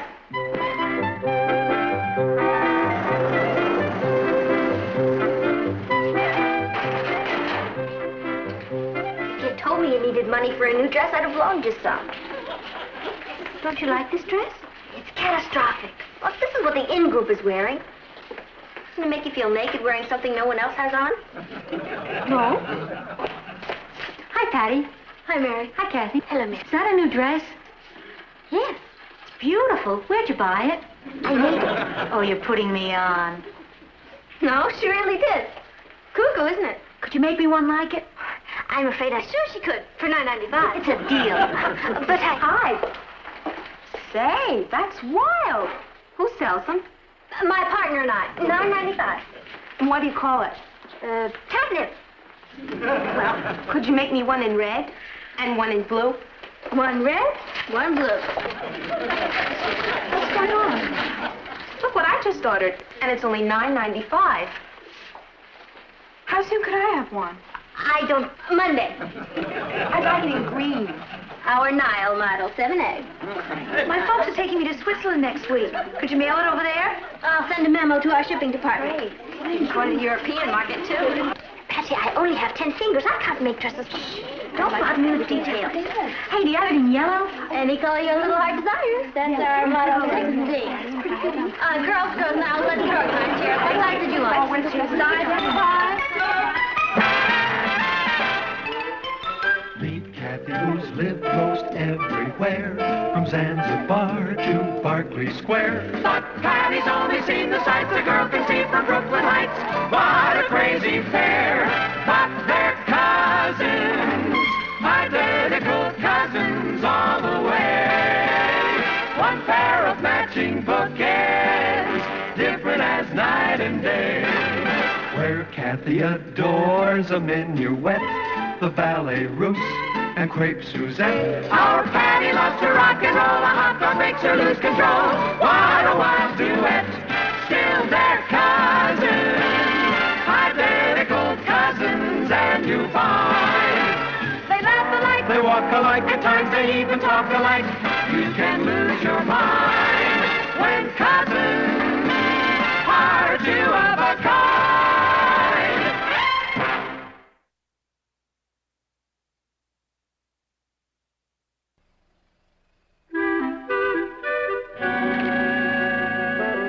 We're rich. I got 43 orders, and that's just the first day.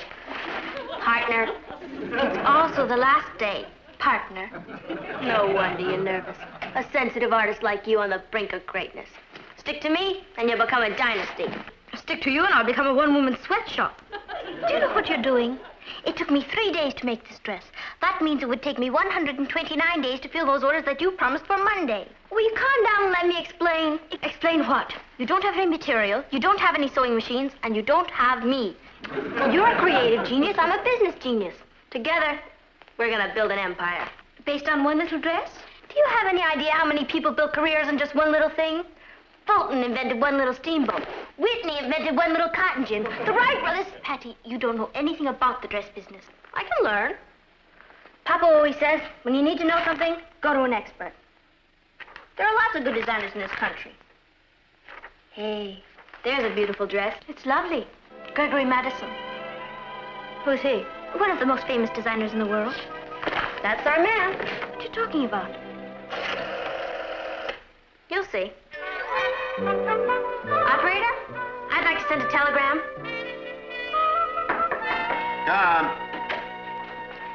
This just came from the Worldwide Dress Company, Mr. Madison. Worldwide?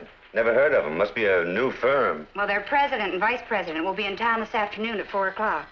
They'd like a meeting with you to discuss a matter of mutual financial interest. Sounds impressive, huh? You better see the bar is stocked and get plenty of good cigars. Yes, Mr. Madison.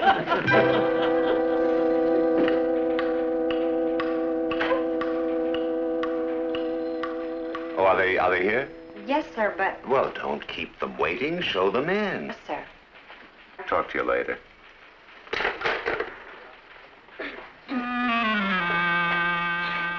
I'm Patty Lane, president of the Worldwide Dress Company. This is my vice president, Kathy Lane. You're the... and you're the... I'm Greg Madison. That'll be all, Miss Hamlin. You got our telegram? The telegram, yeah. Oh, please, sit down.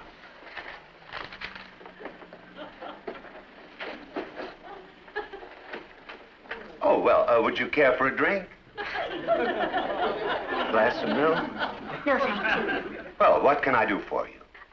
It's what we can do for you, Mr. Madison. We're here to give you a hand. Well, it's very kind of you. You see, we've just gone into business, and we're going to give you a chance to get in on the ground floor. A ground floor of what? Our dynasty, if everything goes all right. Well, let's hope that it will. We're willing to give you a percentage of our business. Well, that's very generous of you. But tell me, what have I done to deserve this? It's what you're going to do, Mr. Madison. You see, my vice president here designed a dress and wore it to school, and now it's selling like there's no tomorrow. Well, then what's your problem?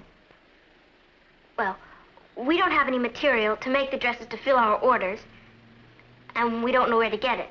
Oh, I see. We were hoping you could send us to your wholesalers. May I see your designs? Certainly. It's all right for you to look at it. We've already applied for a patent. Oh, well, that was wise of you. This is it.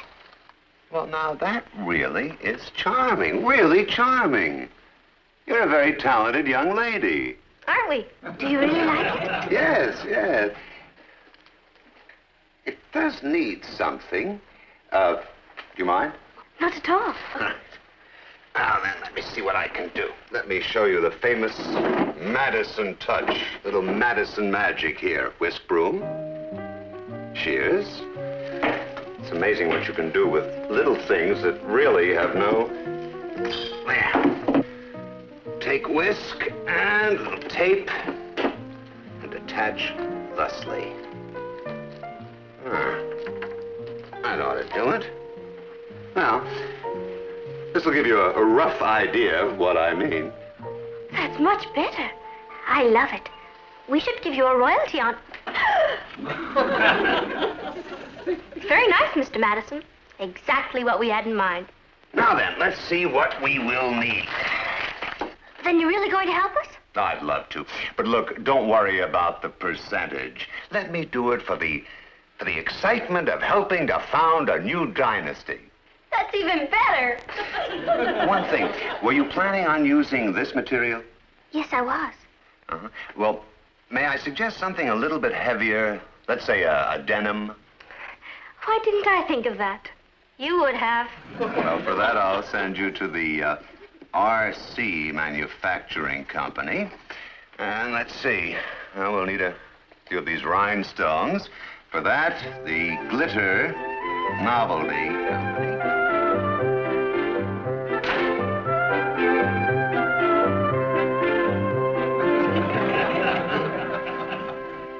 Hi, dear. Hello, darling. Ross? Hi, Dad. You look tired. How was your day? A brute? Did you see any juicy killings or gang holdups? I'm the managing editor of a newspaper, not one of the untouchables. There was a sign out there in the hall, WWDC. Patty put it up. It means... Don't tell me. Let me guess. Women's white dresses cleaned. Why worry desperate centipedes? Worldwide Dress Company. There's an executive meeting going on in your study. Behind those closed doors are the president, vice president, and board of directors. In my study? Patty's the president. She's going into business. She's gonna be a typhoon.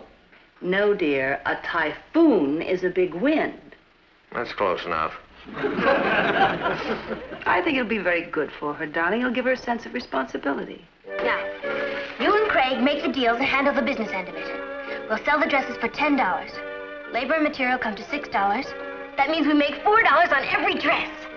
For every 100 dresses we sell, we make $400.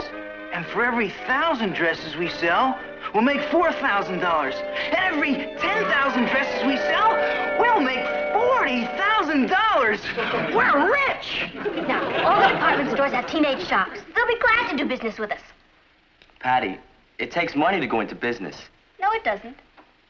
My new silent partner gave me a letter to his wholesalers. We can get everything we need on credit. What's the first step? You mean, what's the first step? What kind of a question is that? It's obvious. Wait. What's our first step? Well, you can't start manufacturing until you know how many orders you have to fill. The first thing you do is get your orders, buy the material, hire labor, and make the amount of dresses you sold. See? I told you it was obvious. I know who our first customer is going to be. Stan Brooke Department Store. Kathy, how long will it take you to make 10 more of those dresses? Me? You said we were going to set up a factory. Well, that comes later. I need 10 of those dresses right away. How's it going? All right. Gee, I wish I had your talent. See you later. Well, they're racing right along, aren't they? Yes, aren't they? I'll stick with it. Zip, zip, zip. Good old American motor. I'd give anything if I could do that. Huh, see you after the movie.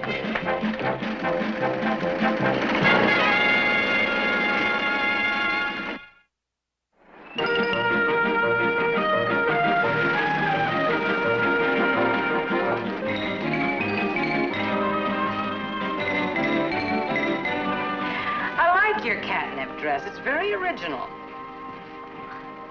Our sales department is swamped with orders, but we'd like to help you out as much as we can. I don't know if we could commit ourselves to an order from a firm that's had no manufacturing experience. Call Gregory Madison. Gregory Madison? He's sort of our silent partner.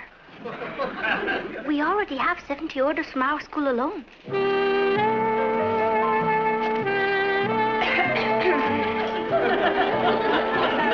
And they're very inexpensive.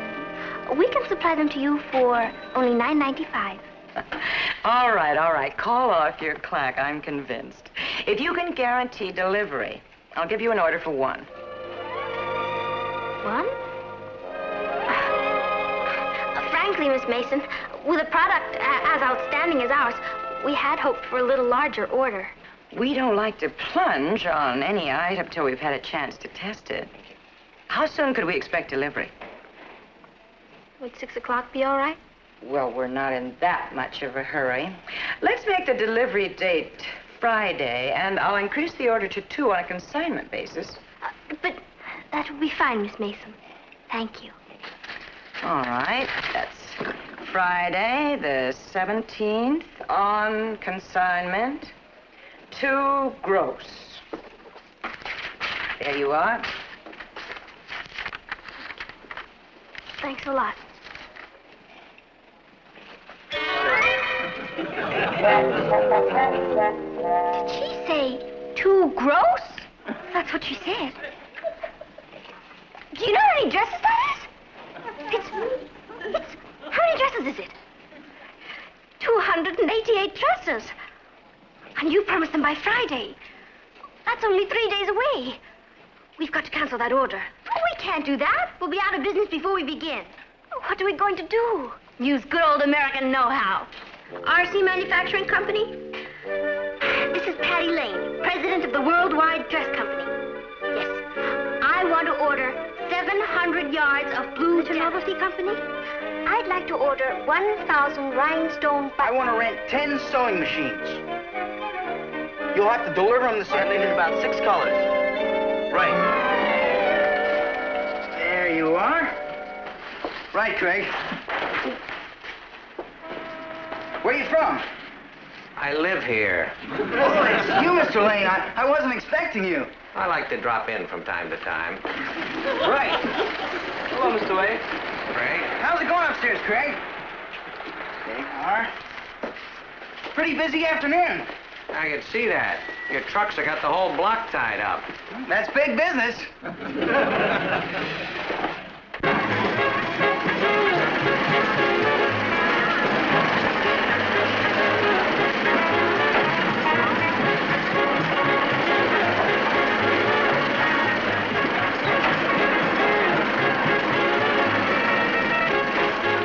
There. Try it now. Thanks, Chief. Oh, Chief. Could I see you for a minute? Kathy. And, Madam President, if you don't mind.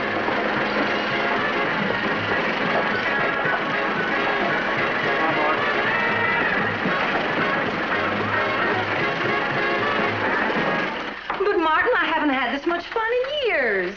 There is something wrong with all this instant success. Why? Richard figured out that by the end of the year, we could make $500,000. Oh, Richard figured that out, huh? You know how clouds sweep the country, Uncle Martin. Why, they're like tidal waves. Well, it's a funny thing about tidal waves. They go out, too. Gregory said that if you're going to do something, do it big. Oh, Gregory said that. Look at this order. Well, this says on consignment. What's that? Patty, are you sure you're ready to be president of a company? Oh, don't be a big business pooper. On consignment, young lady, means that if they don't sell the dresses, they can return them to you. Why shouldn't they sell them? All the girls from school buy there. Sure. We just ordered material for another 200 dresses. You're right, it is like a tidal wave. Beginning to wish I had an aqualung. I'll get it. If that's the shipment of boxes, send them up to the East Plant. East Plant? That's Ross's room. Martin, I think you ought to do a story on this. Teenage tycoons' terrified dress trade? Natalie, it's not possible to start a business without experience, assets, or capital. James Watt started with a teapot and some hot water. I have a feeling that's what we're going to end up in. This is Mr. Dobson, my aunt and uncle, Mr. and Mrs. Lane, and our president, Patty. How do you do? Hello. How do you do? I had planned on being here earlier, but there's a terrible traffic jam out there. That's big business. Business must be good. We're having a hard time filling our orders. Well, that's what we like to hear. We? Yes, I'm with the government. Small Business Bureau Division. Now, you're president of the Worldwide Dress Company? Yes. You operate from these premises? Yes. They just got started. Do you have employees on the premises? Yes, there are 12 of them. Well, that's a good round number. You two went into business for yourselves, huh? That's right. They're all on their own. Well, not entirely on their own. We wouldn't want them to feel neglected. They have a partner. A partner? Uncle Sam. Here's some W-4 forms for withholding taxes, unemployment and disability forms for your employees. You'll have 48 hours in which to get a manufacturer's license. You'll need a safety inspector's seal for the premises and a waiver to rezone this house for manufacturing. There hasn't been a residential manufacturer waiver in the last 50 years. Papa, can they do this to us? What are you going to do? Fight free enterprise? I'm going out to mail the dress to York now. How much is postage to Switzerland? And an export license. For one dress? Some of our other departments will be calling on you this afternoon. I have a feeling that you're going to be keeping us pretty busy. Well, good luck with your business.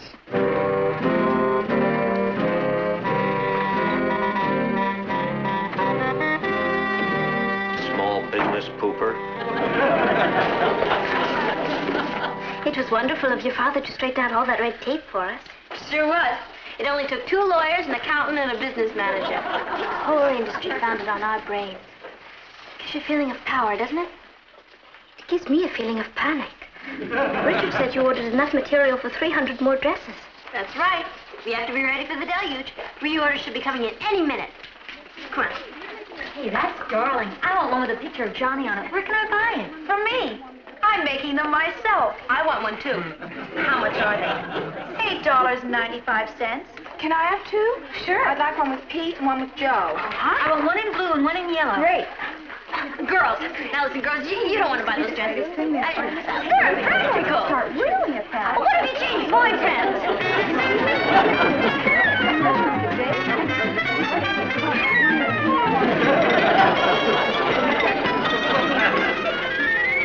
Well, you gotta hand it to these kids. Give the public what it wants. Hello, Richard. Keeping pretty busy, huh? Yes, sir.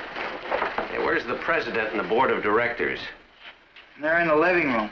Huh? Counting their money, I presume. Why, I was sure wrong about this group.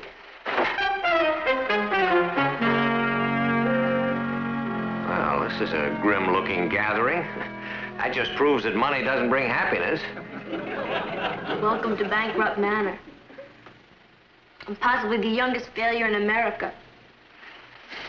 Bankrupt Manor? What are you talking about?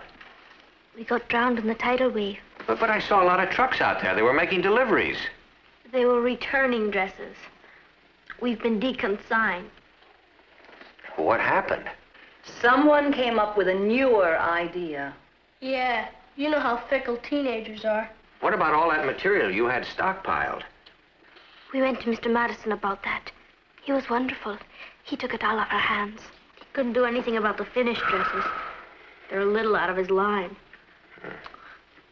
Boy, I really washed out. I'm sorry. It's as much my fault as it is yours. Well, here are the figures. After we deduct material, labor, and insurance, and balance that against total expenditures, minus capital assets, we have $1.25 left. Oh, that's not too bad. At least you ended up on the profit side of the ledger. And on the debit side of the ledger, we're stuck with 25 dresses at a cost of $6 apiece. That's $150 we owe. And I was going to build an empire. I should be declared a disaster area. Honey, you tried. You had an idea and you followed it through. I'm proud of you. But it didn't work. Patty, a lot of dreams in life don't work out the way we hope they will. But that doesn't mean we have to stop dreaming. Then you're not angry with me? No. Well, you almost accomplished a very rare feat. For a while there, I actually thought you were going to start a business with no assets, no capital, and no experience. That could have set a very dangerous precedent. I love you, Papa.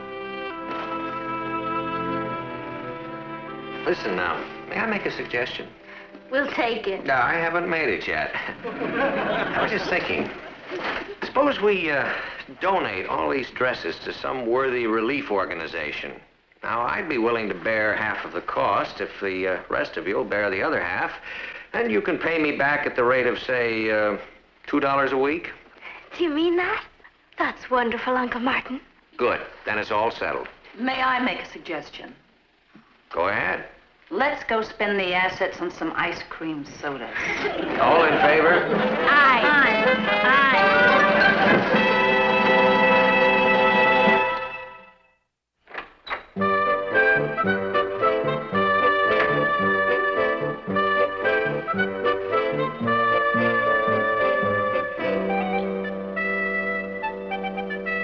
Why don't we go to a movie? I can't this afternoon, Patty. I'm busy. What are you making? A hat? Hey, I like that. Do you? I sure do. Do you know something?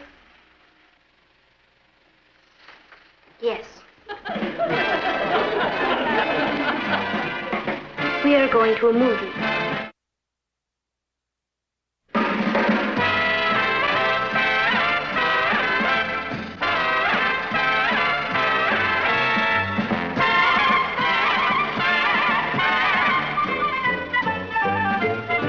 Here's Kathy, who's lived most everywhere, from Zanzibar to Berkeley Square. But Patty's only seen the sights a girl can see from Brooklyn Heights. What a crazy pair, but they're cousins, identical cousins, and you'll find they laugh alike, They walk alike, at times they even talk alike. You can lose your mind when cousins are... You do. I saw your report card. You almost failed geometry, young lady. I think it's about time you learned a triangle is not necessarily a situation involving two men and a girl. Geometry's a big fat drag. Even Kathy's not good at it. She's a brain's brain. Right, Kath? Kathy, what are you reading? The Françoise Dupart book. You mean that 16-year-old French girl? She may only be 16, but she's really lived. No wonder it's #1 on the bestseller list. Good book? Marvelous, Uncle Martin. Pictures on the front of one of the magazines around here. Here it is.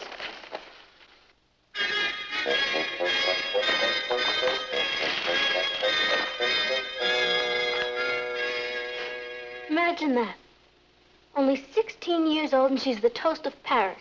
It says here, she's a symbol of teenage freedom over there. All the kids are copying her hairstyles. They even named a street after her. No wonder. She just sold her book to the movies for $200,000. It's wonderful. I hope they hurry and make the movie. What's the book about? About life, with a capital L, seen through the eyes of a teenage girl. Let me see that. My first dance was an unforgettable experience. Pierre was tall and shy and awkward. He had just learned to drive. It took all my powers of persuasion to get Father to allow Pierre to drive me to the dance. We got into the car and drove off. We had gone only a block when Pierre ran into a car that was turning the corner. In the other car was Father. Hey, that happened to you when Richard first got his car. Yeah, I know. I still have the bruises. This stuff is a bestseller? I can write stuff like this. You can write stuff like what? Like this Françoise Dupart. And there's no competition. There are no teenagers writing novels today. Oh, well, that may be true, That's but- why Françoise Dupart's book became a bestseller. Because she's a teenager. Patty, the critics don't care how old you are. It's what you have to say. I have a lot to say. What would you write about? Me. Life with a capital L. I've even got the title. I was a teenager. Writing requires a great deal of discipline. I mean, it would mean giving up dates, movies. I need a place to work where I can be completely undisturbed. I know. I'll work in the garret. The garret? I think she means the attic. Same thing. I don't think you can work up there, dear. It's dirty and dusty and a mess. Gee, that sounds like your room. Sounds perfect. After all, create, you must suffer.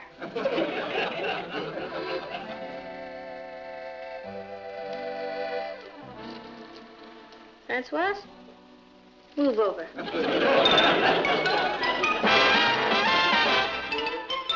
Meet Kathy, who's lived most everywhere, from Zanzibar to Berkeley Square. But Patty's only seen the sights a girl can see from Brooklyn Heights. What a crazy pair, but they're cousins, identical cousins all the way. One pair of matching bookends, different as night and day. Where Kathy adores a minuet, the ballet russe, and crepe Suzette. Our Patty loves to rock and roll, a hot dog makes her lose control. What a wild duet, still they're cousins, identical cousins, and you find they laugh alike, They walk alike, at times they even talk alike.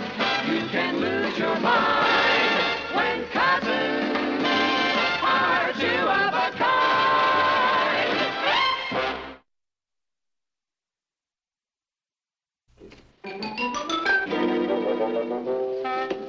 Are you sure you want to work up here, Patty? It's going to be awfully uncomfortable. William Shakespeare never complained. Alfred and I are going to the movies tonight. Wouldn't you like to join us? Sorry, Kath. When the creative juices flow, you gotta let them go. You're sure you'll be all right up here? Louisa May Alcott never complained. Everything I want is right here. If there's anything I can do to help, Patty. Nothing, thank you. Creation is the bird of loneliness. Good luck. It has nothing to do with luck. It's pure talent.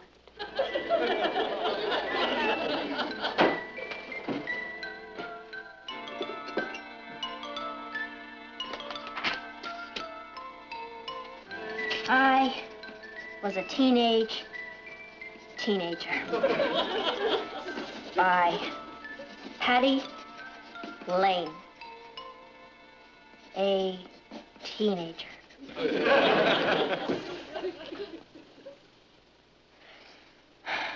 Early one morning,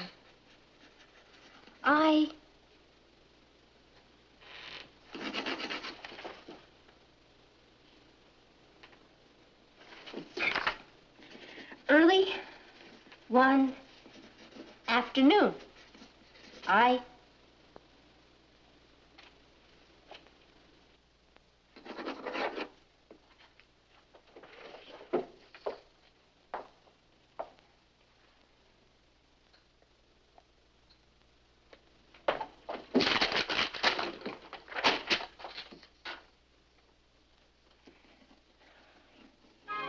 early one night.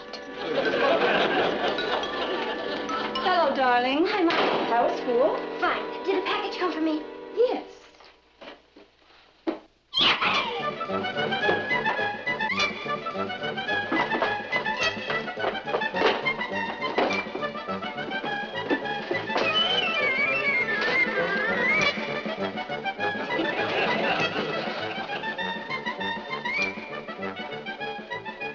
It's me. Jenny, I thought of you while I was driving here. Did you, Bernardo? What made you think of me? On the road was a sign that said, soft shoulders. Oh, Bernardo, you have the drollest sense of humor.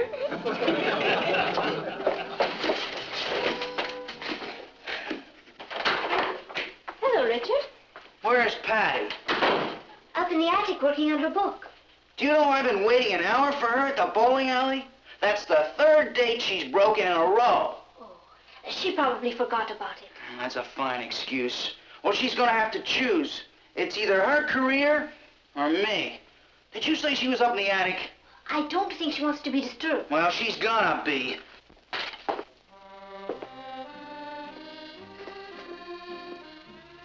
Another reason the road reminded me of you, Jenny. You have dangerous curves. Jenny gives a peal of laughter. What are you laughing at?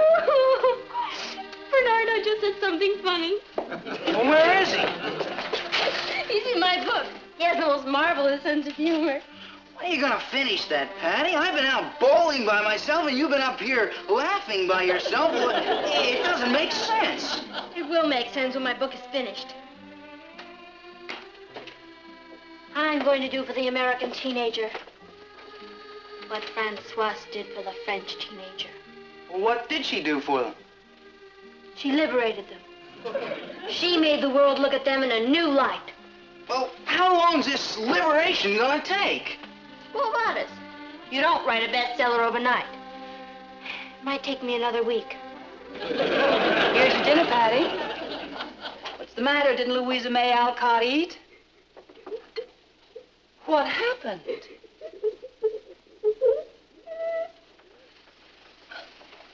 I just murdered Reginald.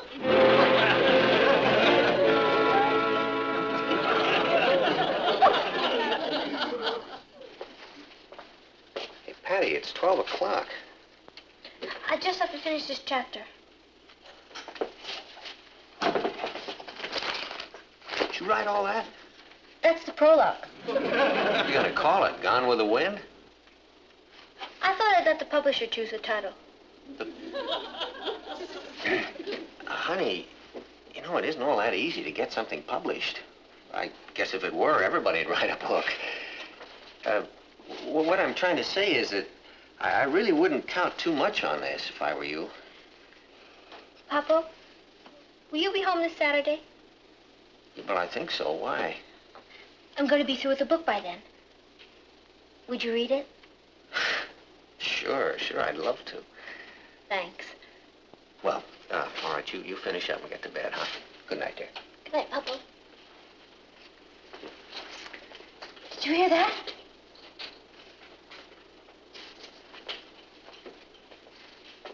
Did I hear what? Stampede. Stampede. It started, Bernardo.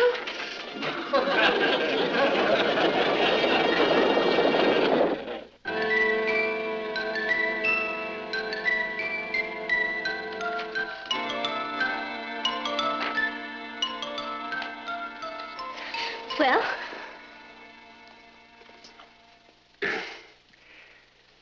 Patty, you know that I love you very much, don't you? You hated it. No, I didn't hate it. There's some good things in it. You want my honest criticism? Of course. Well, honey, the first rule of good writing is to choose a subject you know something about. You mean it didn't seem authentic to you? Why? For one thing, you've never been a teenage nurse among the Pui Pui Indians in the wilds of the Mato Grosso. Edgar Rice Burroughs wasn't brought by a gorilla in Africa. You create with your imagination. Besides, I researched it. Yeah, well, that's not the same. Didn't you like the war scenes? Yes, I did. They were real and vivid and authentic. Do you mean that? I certainly do. I felt the same way about them the first time I read them 20 years ago. They made Hemingway famous. Oh, it may have a Hemingway flavor, but Yeah, I know. You were just researching. Well, what about the character of Jenny? She didn't come from Hemingway. No, I felt she was more like Joan of Arc, only braver. You hated everything. No, I didn't. Now, there were some really fine things in there. The things that were all your own, you know? In fact, for instance, the comedy scene was just wonderful. The comedy scene? During the big battle. Remember when the enemies were locked in, what was your phrase? In the throes of mortal and deadly anguish with their eyes caught in fierce combat. And then Jenny comes by with her first aid kit, and they take one look at her and stop fighting and start trying to date her. That wasn't a comedy scene. I see. No, but it's to show it to you. Oh, now, Patty, please, I'm sorry for taking up your valuable time. What happened? Oh, it was a disaster. Was the book that bad? It was a combination of Hemingway, Salinger, and Superman, only ungrammatical. Well, it's easy for everybody to sit back and criticize. But I'll tell you this. There's going to be a lot of crow eating around here when my book gets published. Publishers. Repeat. Publishers. Publishers. Here we are. You're not going to send it to a publisher. What did you think I was going to do with it? Well, a lot of authors just put their first book away. They consider it a kind of training. They don't put bestsellers away. This has everything. Love, war, poverty, death, cooking recipes. I mean, you never read a book before where they actually gave you a cooking recipe right in the middle of a chapter, did you? No? Do you know what the bestsellers are? Cookbooks. And I've thrown it in for nothing. 6 of Mama's best recipes. Just wait. I'll show all of you.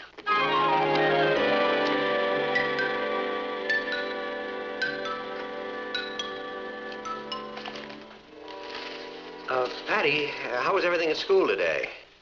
Fine, thank you. Are you feeling all right? Fine, thank you. Now, look, Patty, I know how sensitive the artistic temperament is, but you've had this Iron Curtain up for a week now. I told you I'm sorry if I've hurt your feelings. But if you're going to be an author, then you have to get used to criticism. Besides, I wasn't criticizing you. I was criticizing your book. Of course. I understand. I'll get it.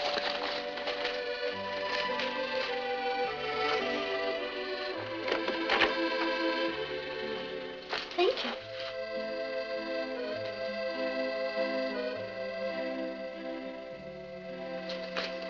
I know. Who was it, Kathy? Telegram for Patty Lane. For me?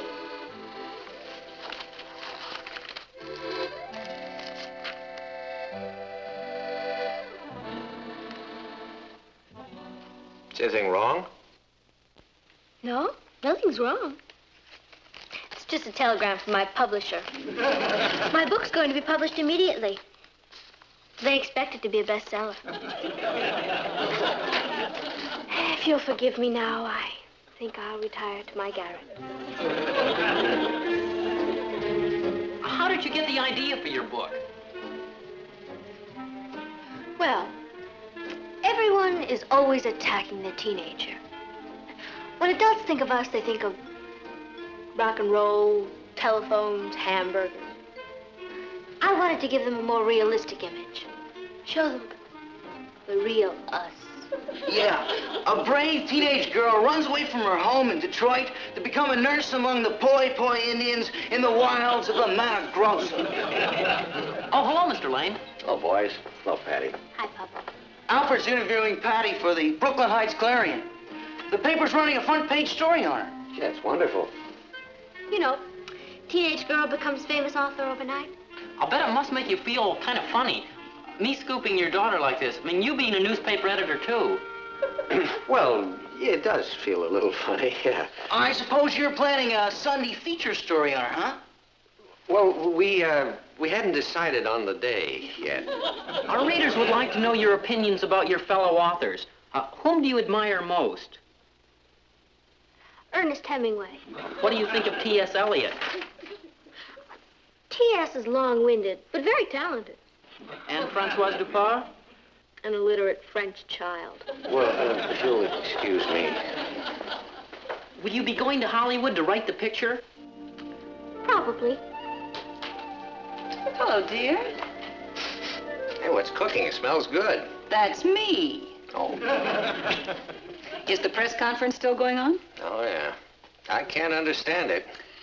The book is being published. Yeah, I know it is, but I don't know why. Couldn't you have been wrong about it? It's not very good. Well, the publisher saw values in it that you didn't see. You read it. What's your opinion? It's not very good. And yet somebody is willing to shell out an advance of $1,000 or $2,000 plus the money it's going to take to publish it. According to the telegram, the contracts are on the way. So I guess we must be wrong. What are we having for dinner tonight? Crow.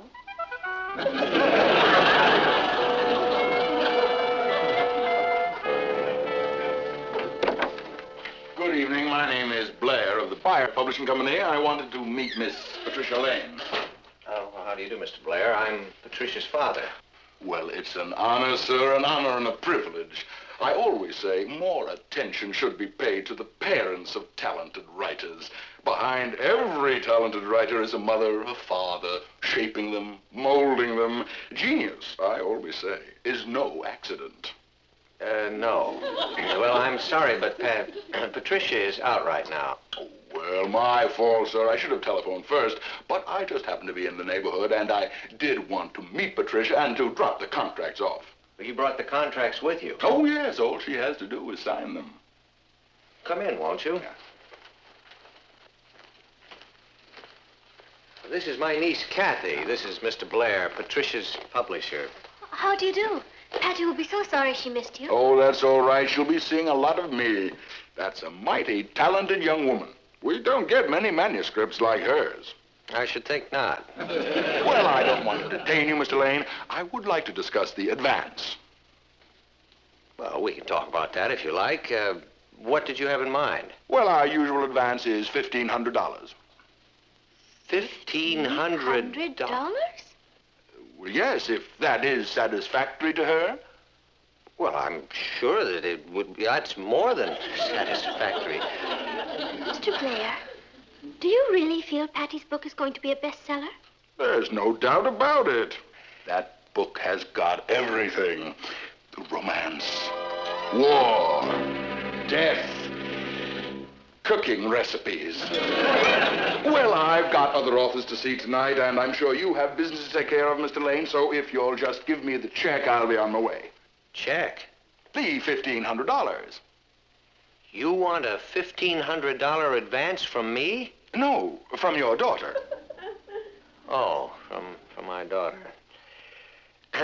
This publishing firm of yours, Mr. Blair, it's one of those vanity presses, I take it. Well, I wouldn't call it that. I don't care what you call it. The point is that people pay you money to publish their books so they can see their name in print. Well, there's nothing wrong with that, Mr. Lane. And you'll publish anything that's submitted to you. Well, actually, Mr. Lane, my business is not with you, it's with your daughter. And she did sign a contract. Patty signed a contract? Oh, yes. All of our authors, when they submit their manuscripts to us, sign a contract specifying that if we accept their book for publication, they will be personally responsible for all the cost of the publication thereof. And the contract is airtight. So if you want to talk to anybody, you can talk to my lawyer. Good night, Mr. Lane. Young lady. Miss Blair, be sure to tell your lawyer that the girl who signed the contract is 16 years old. What did you say? I said that you'd made an airtight contract with a minor. You mean a 16-year-old girl wrote that book? Well, Hemingway, Solinger, and Betty Crocker wrote some of it. I ought to sue you for wasting my time. Good night. You're forgetting something, Mr. Blair. What? You promised my daughter that you'd publish her book. Forget it. All right, I won't detain you, Mr. Blair. We're both busy men. You have authors to see, and I have to get down to my newspaper. Newspaper?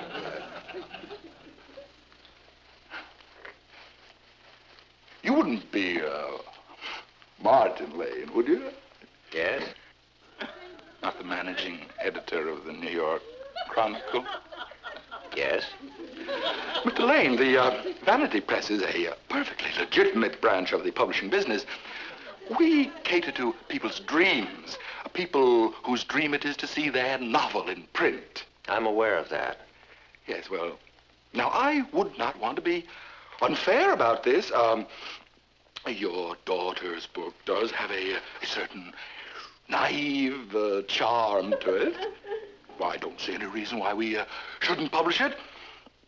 At our expense, of course. I suggest a 10-copy press run. That way, Patricia will be satisfied, and she'll never have to know how big the edition was. Patty has a lot of friends. Well, all right, 25 copies. 50 copies. 100 copies. That's a nice round figure. Boy, Kathy, were you smart not to go? That movie wasn't released. It escaped. Patty, I want you to meet your publisher. This is Mr. Blair. Mr. Blair? Yeah, I can't tell you how excited I am. I've never been published before. How did you like the book? I sincerely feel that that book is one of the most unusual works we have ever handled. Francoise Dupont, je suis arrivée.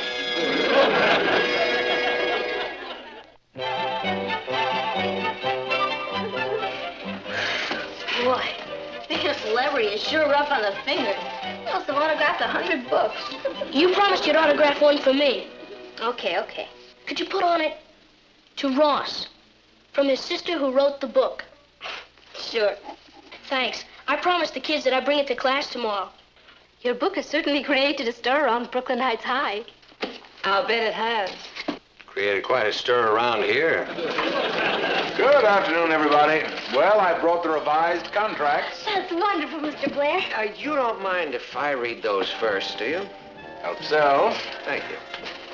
Boy, have I got a surprise for you, Mr. Blair. My new book.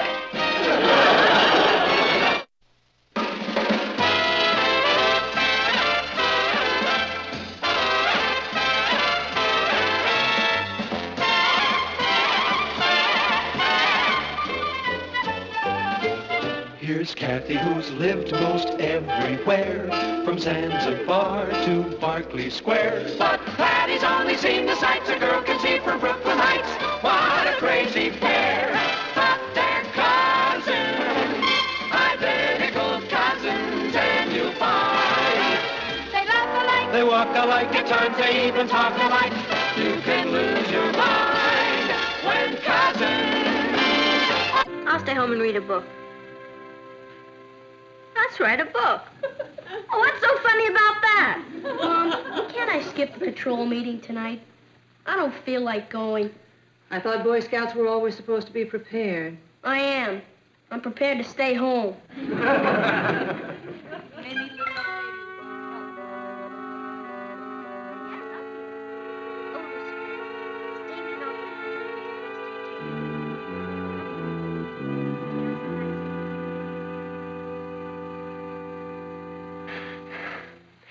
Natalie, children, I'm afraid I've got some bad news for you. Hello, everybody. Hi, everybody. Say, I just left JR. I'm afraid you're in for a kind of a shock. Gang, we've been through a lot together. But I think that we've proved that that we can take it. And now, we've got to be really brave. Is that you, Martin? Yeah. Yes, Natalie.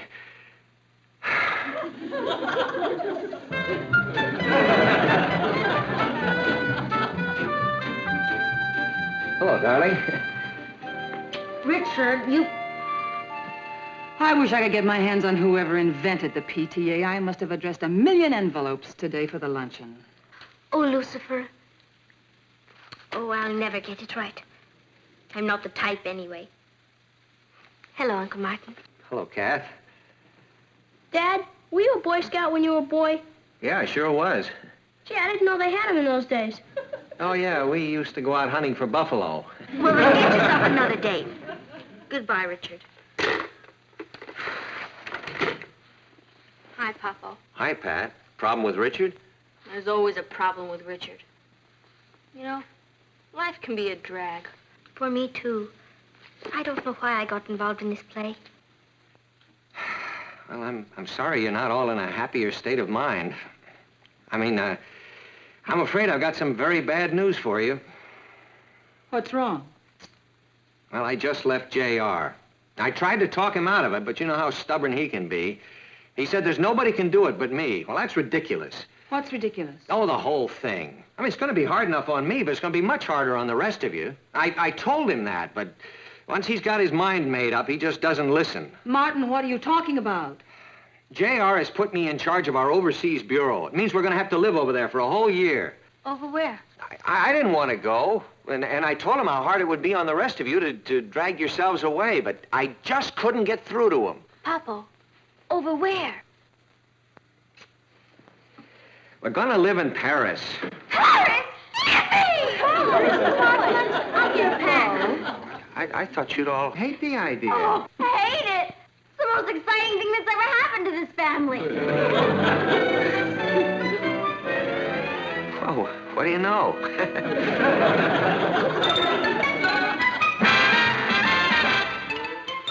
Meet Kathy, who's lived most everywhere, from Zanzibar to Berkeley Square. But Patty's only seen the sights a girl can see from Brooklyn Heights. What a crazy pair. But they're cousins, identical cousins all the way. One pair of matching bookends, different as night and day. Where Kathy adores a minuet, the ballet russe, and crepe Suzette. Our Patty loves to rock and roll, a hot dog makes her lose control. What a wild duet, still they're cousins, identical alike, at times they even talk alike. You can lose your mind when cousins are two of a kind.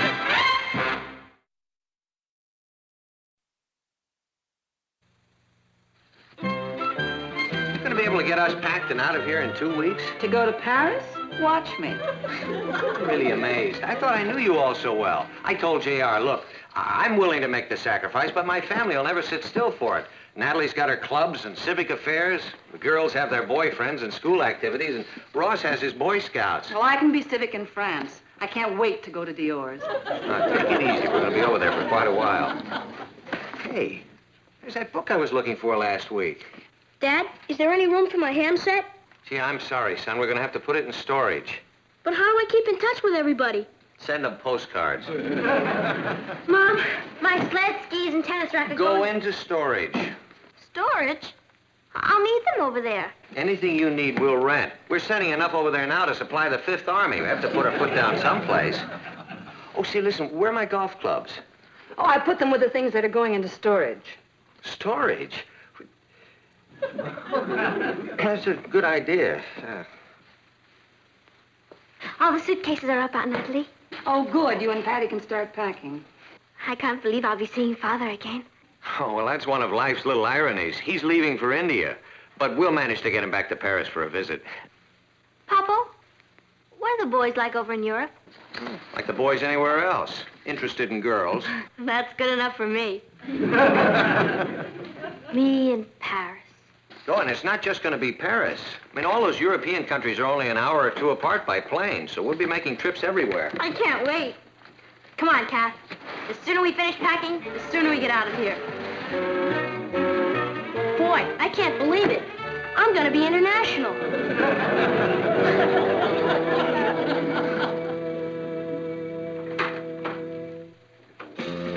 Mrs. Lane?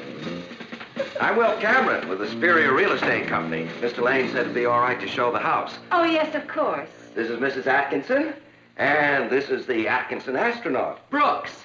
How do you do? How do you do? Won't you come in? Brooks. Brooks, put that away. My, it's charming.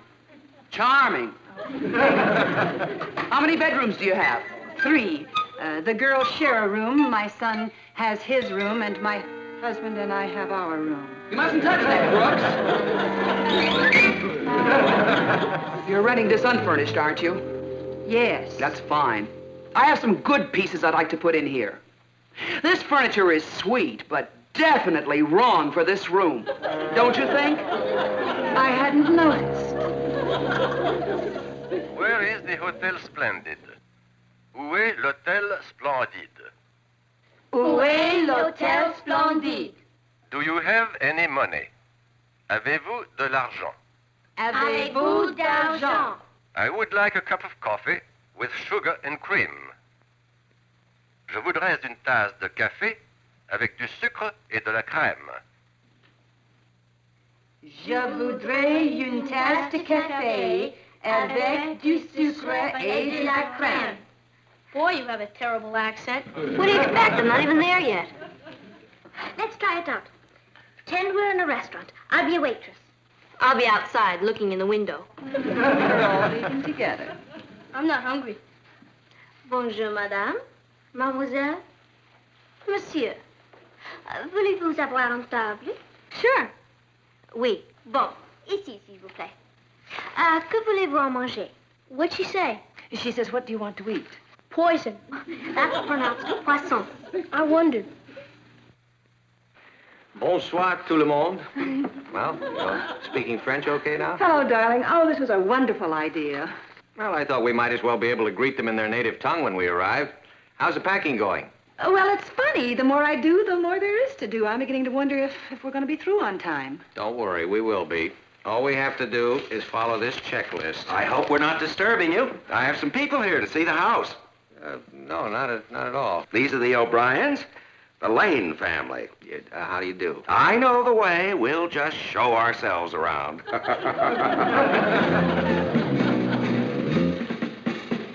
Fine. Hi, Rich. I looked for you after school. We all went over to the malt shop, but you'd vanished into thin air. I'm sorry, Rich. I have a million things to do around here. I thought maybe something had happened to you. I rushed over here as soon as I finished my malt. Ouch.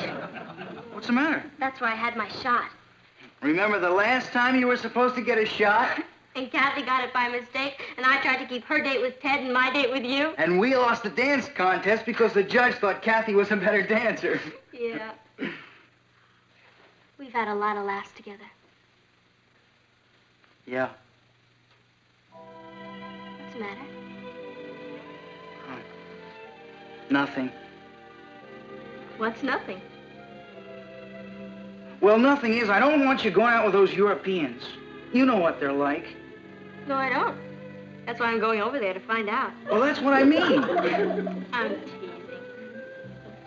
I'll only be away a year. That's almost 5% of our lives up to now. Anyway, once you've been to France, well, I'll look like nothing. You are wrong, mon cher. You look like something. Patty will never forget. Hey, cut it out. Come to Patty. I will take you to the Casbah. Kiss me, handsome devil. Stop it. I mean, it's all right to joke about it while you're here, but it won't be so funny once you're over there. My buddy's girlfriend went to Spain and... Spain! España! Now for the brave bulls, the handsome caballero. Querida, has anyone ever told you you have the most beautiful eyes, like black olives? My eyes are green. You have the most beautiful eyes, like green olives. Hey, what's the matter with you? You haven't even left yet, and you're acting like a nut. Come on, let's go eat. Are you hungry, darling? I will fix for you an Hungarian omelet right away. As soon as I get this diamond bracelets off. They are so heavy I can't lift the frying pan. There, darling. That's better, darling. You will love my omelette. I use make eggs. Did anybody ever tell you you're a kook?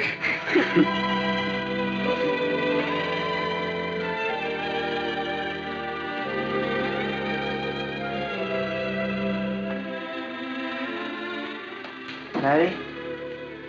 Yes, Richard? You'll come back to me, won't you? Sure. I'll come back to you. I don't care what country you're in. Remember, you're my girl.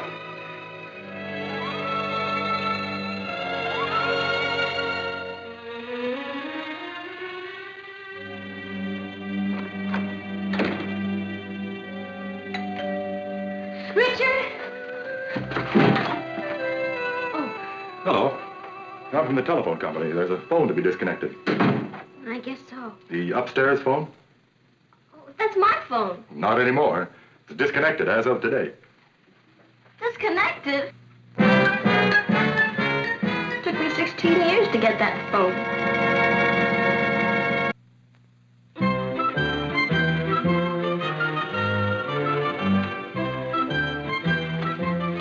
Hello, Ross. Hi, Nicky. I just wanted to say goodbye. I was just coming over to say goodbye to you. Were you really? That's the sweetest thing I've ever heard of. In the middle of all this excitement about going to Paris and everything, you thought of me. Sure. I don't have much to do. Please don't fall in love with any of those French girls. I won't. They'll fall in love with you. You're a very attractive boy, you know. I know. Hi, Ross. Oh, hi, Billy. Well, I'll be running along. You two men probably have important things to discuss. Yeah. I'll see you, Nicky. I'll see you, Ross. Have a good time. Sure.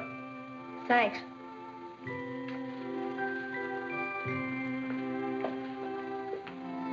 Dames.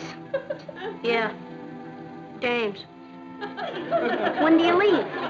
Tomorrow night. The fellas in the Bear Patrol got together and chipped in to give you this. Oh, gee, thanks, Billy. It does everything but send out the Morse code. Oh, will you thank the guys for me? Sure. We'll miss you. I'll miss the guys. I know I haven't been to all the meetings lately, but I'll make up for it when I get back. We're starting a junior life-saving course next week. Oh, boy! I'll be in Paris. Lucky you. Well, so long, Ross. So long, Billy.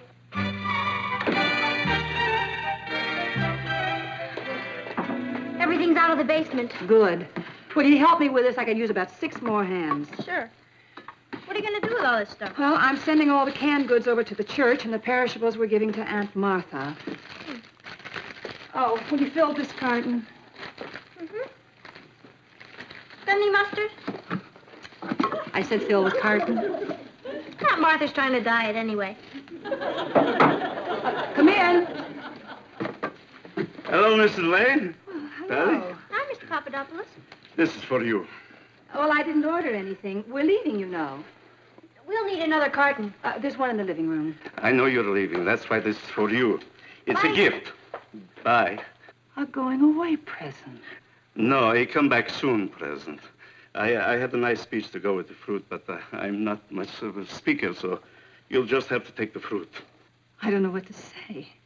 Well, probably nobody told you, but the whole neighborhood is pretty unhappy about your going. It's the same that nice people have to leave. We'll be back. Oh, sure. But meantime, who's going to take charge of the TPA lunches and the Ladies Auxiliary Club?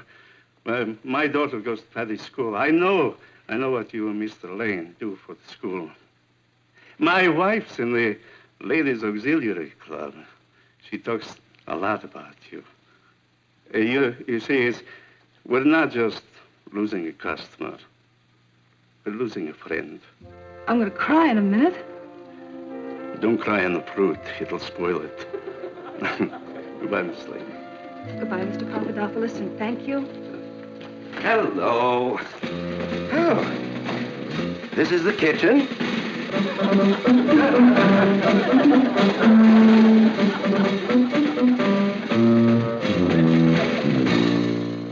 Would you pass the salt, please? Now, I've arranged to have the first few days off so that I can show you around Paris. And there's a marvelous sightseeing boat called Le Bateau Mouche that goes around the Seine. Could I have the mayonnaise, please? On the first day, I thought we'd have lunch at the Eiffel Tower. There's a wonderful restaurant there, before the top, you know. Well, how's that sound? Great. That sneak Sue Ellen bought a new dress and invited Richard to a dance at her father's country club. What's Sue Ellen's dress got to do with having lunch at the Eiffel Tower? Nothing. I just knew this was going to happen. I don't think you have to worry about Richard. Who's worried about Richard? I'm worried about Sue Ellen. Good evening, folks. Enjoy your dinner. We won't bother you. Now, this is the dining room, and out here we have the terrace.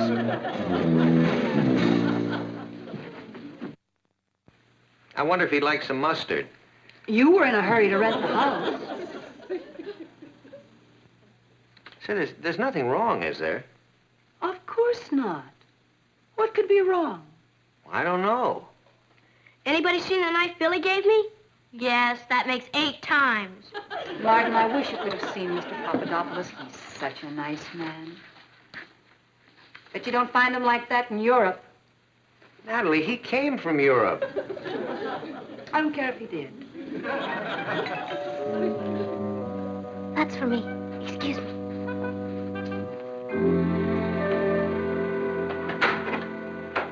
Hello, Ted. Hi, Kathy. Am I early? No, we were just finishing dinner. Sit down.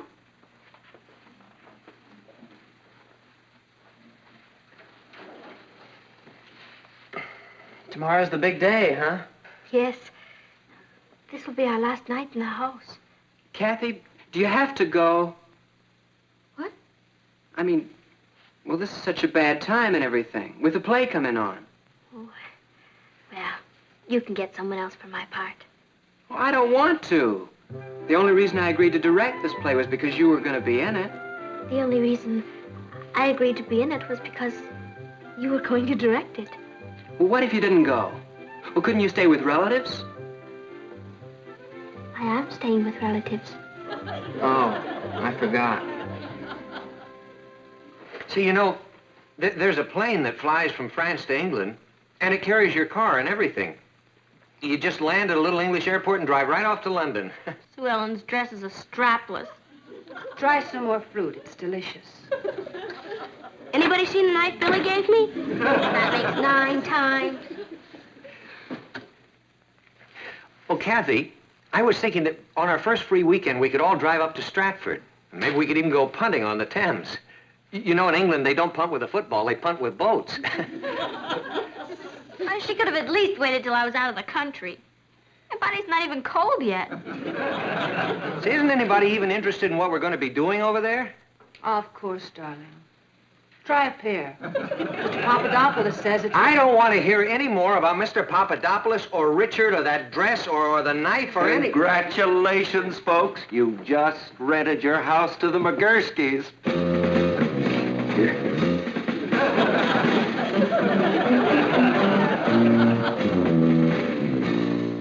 Are you all ready, dear? Yeah. Father should be here any minute. He wants to allow plenty of time to get to the airport. Where are Kathy and Ross? They're coming. You know something, Mom? I don't like the idea of a bunch of strangers living here. I don't like the idea. I'm ready, Aunt Natalie. Has Ted called? The phone's disconnected. I forgot. Ted said I was the only one who could really play that part.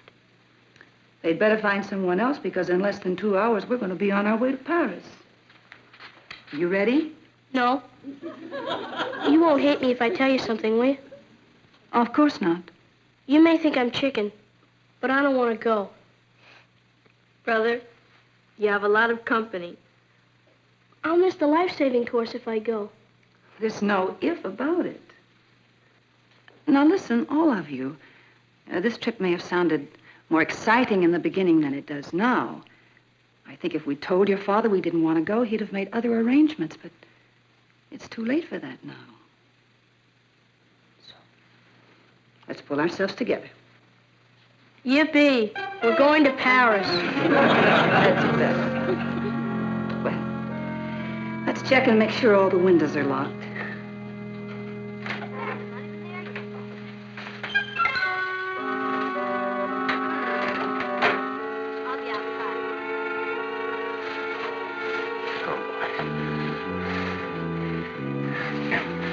Natalie, children, I've got some bad news for you. Hello. Hello, everybody. Say, guess what happened? I just left JR, and, well, I'm afraid you're in for a kind of a shock. Oh, boy.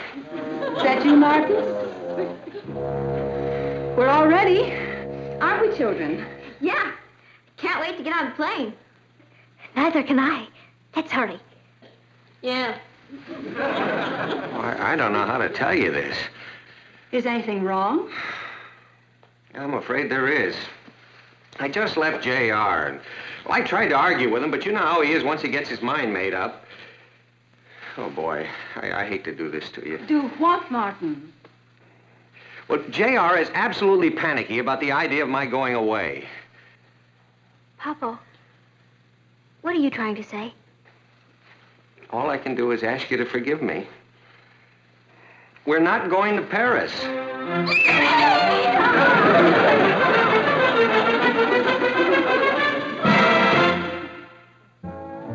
Sure, Rich. I love Amy's party. Why don't you pick me up at about 8 o'clock? Oh, Lucifer, the sweetness of dawn is in your lips. The waning moon is in your eyes. I was born for this part. Where are you, darling? Hey, I gotta go. Where are you rushing off to? The scout meeting. I don't want to be late. I'm the new patrol leader. Hello, family. Hello, darling. Hi, Dad. Hello, Uncle Martin. More envelopes? For next week's luncheon. Isn't it lovely? It's hard to explain, but suddenly all of us appreciate everything more. Well, I gotta go now, Richard. Papa's home. Right. Bye. Papa, you're the greatest. Isn't it marvelous? Suddenly I'm a hero. And you know what I did? I didn't take my family to Europe.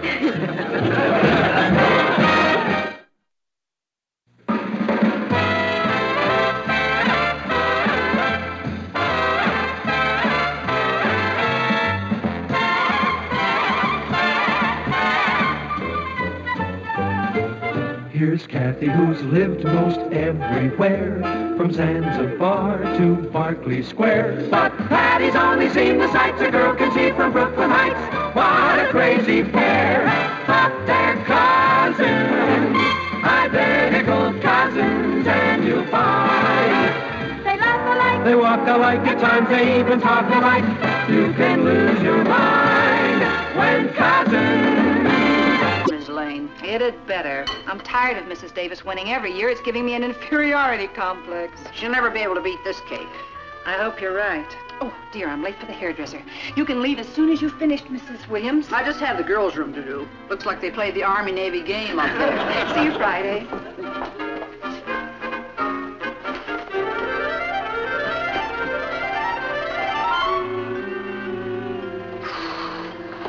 Boy, that new math teacher is a real wuzza-wuzza. What's a wuzza-wuzza? Our new math teacher. Hey, Cuckoo! Beauty.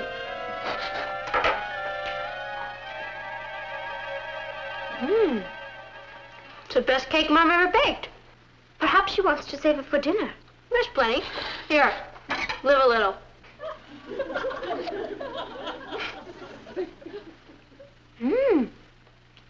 It's wonderful. I told you. Let's cut. You want to go down for soda? No, thank you, Patty. I have some letters to write. Hi, Mama. I didn't know you were home. Do me a favor, will you? Sure. I have an appointment at the hairdresser, and I'm late. There's a banana sponge cake in the kitchen. Take it over to the church bazaar for me, will you? It has to be entered for 6 o'clock. I'll see you there later. Bye.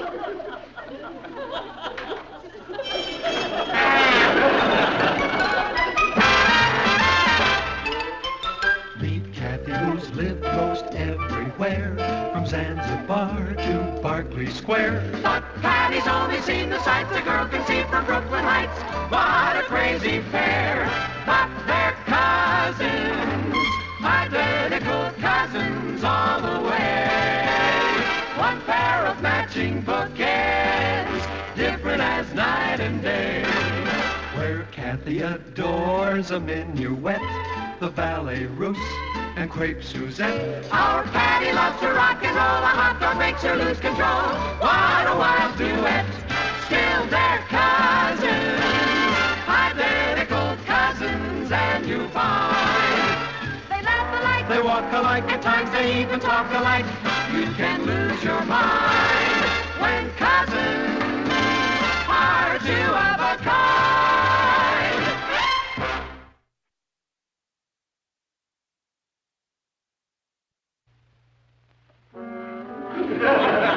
No. No.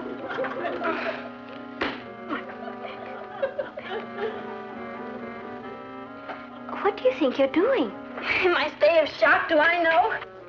It'll kill Mom if her cake doesn't win the prize. How could I forget that tonight was the annual church bazaar? You saw food and everything else went out of your head? Mrs. Davis has won the cake baking contest every year for the past 5 years. Mom swore she was going to beat her this year. Oh. I wonder if you can enter half a cake. You're home. You better take that cake. Right. What happened? Mice? How could you do this to your own mother? I thought it was just a cake. I didn't know it was the cake. She's been waiting all year for that contest. That's her favorite recipe. Would you happen to know the recipe? Well, I watched her make it, but... Mrs. Williams, how would you like to bake a cake? Oh, no. That wouldn't be honest. Oh, why not? It'd be baked in the Lane oven. I couldn't do it. Please, Mrs. Williams, you know how much this means to my mother. I shouldn't do it. But you will? Oh.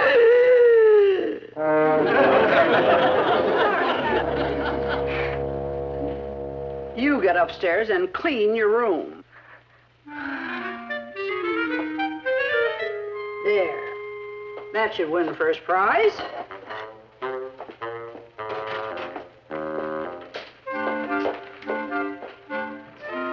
I'm leaving now. Good luck.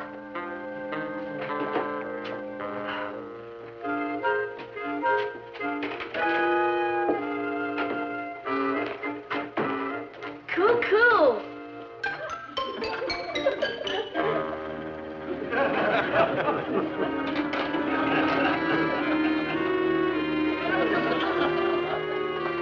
Piece of cake?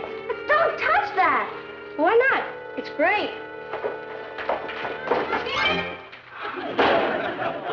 We're slashed. What are you complaining about? We're loaded with cake. Do you know what you just did, you coolie? You ruined your mother. What are you talking about? You just ate Mom's entry in the church bazaar. Patty. All right, one of her entries. Gee, I'm sorry. How was I supposed to know? Oh, it takes a pretty stupid person not to know an ordinary cake from a prize cake. Now what do we do? Perhaps we could get Mrs. Williams to come back to scratch it. She works a one-day week. What time is it? 4 o'clock. Okay, we have 2 hours. For what? To bake a cake. I've never baked a cake. Neither have I. That's where we have the big advantage. Originality. What can we lose? The contest. Is there a notebook around here? Right in front of you. There you go. There must be dozens of cakes. Look under prize winners. Orange raisin cake. Fruit cake. How about a fruit cake? Mom baked a banana sponge cake with chocolate in it. Don't you think she'd be a little suspicious if it turned into a fruit cake? Tutti frutti cake. Spice cake. Here we are. Banana sponge cake. Kathy, you give the directions, and we'll bake the cake. Right. We need 2 9-inch layer pans. Melt 4 ounces chocolate. I'll get the chocolate and the milk. I'll get all the other things. Take a cup of milk.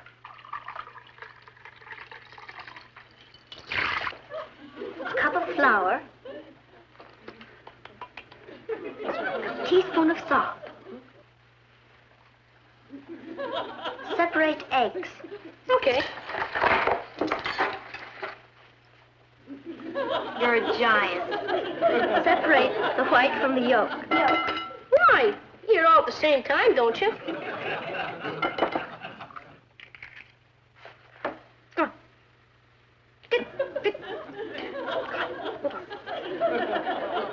I smell something burning. Add the chocolate to the milk and the flour.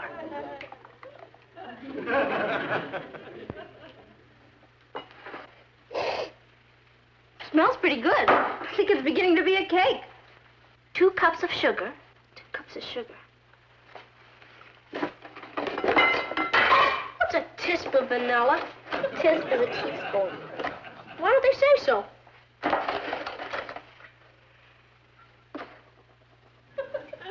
4 egg whites. Whites are already in. I better add more eggs.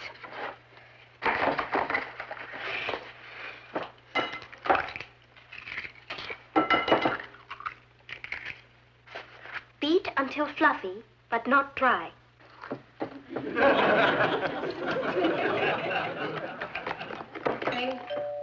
I'll get it. You keep going.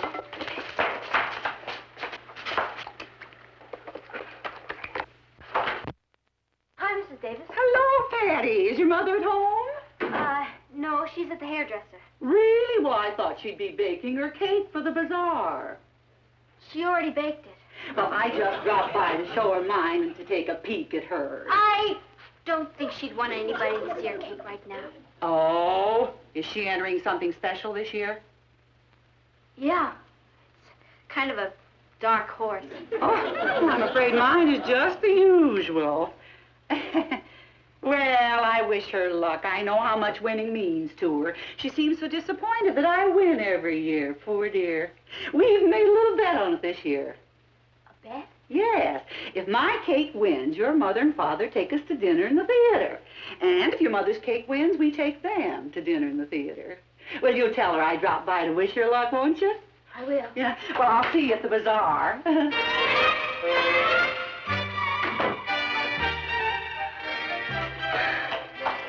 We need a bigger cake. Why? Because Mrs. Davis was just here and she's entering a giant. This is gonna look like a pygmy. Okay. A lot more flour. Milk. Give me some more eggs.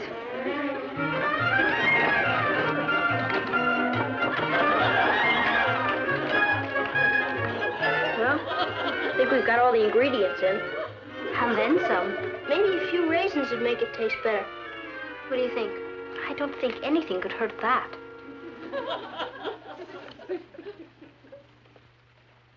I better get the raisins. Chocolate chips are always good. What about a few nuts? Sure. Let's live a little. Nuts, raisins, chocolate chips.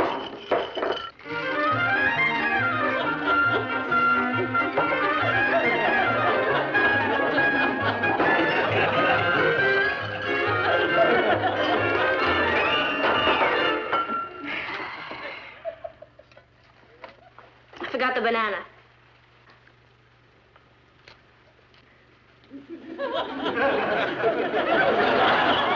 I think it's supposed to be sliced. Oh.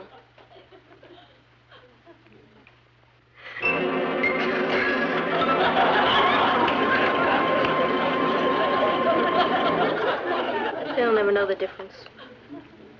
I guess we put it in the oven. You didn't mix it. Oh, yeah.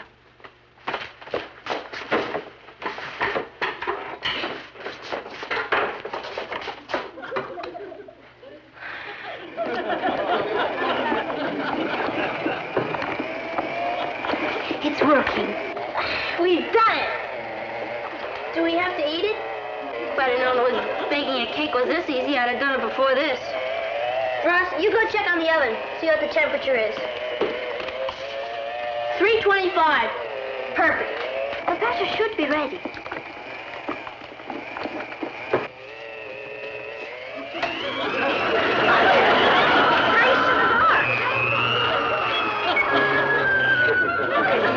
Our cake just went into orbit.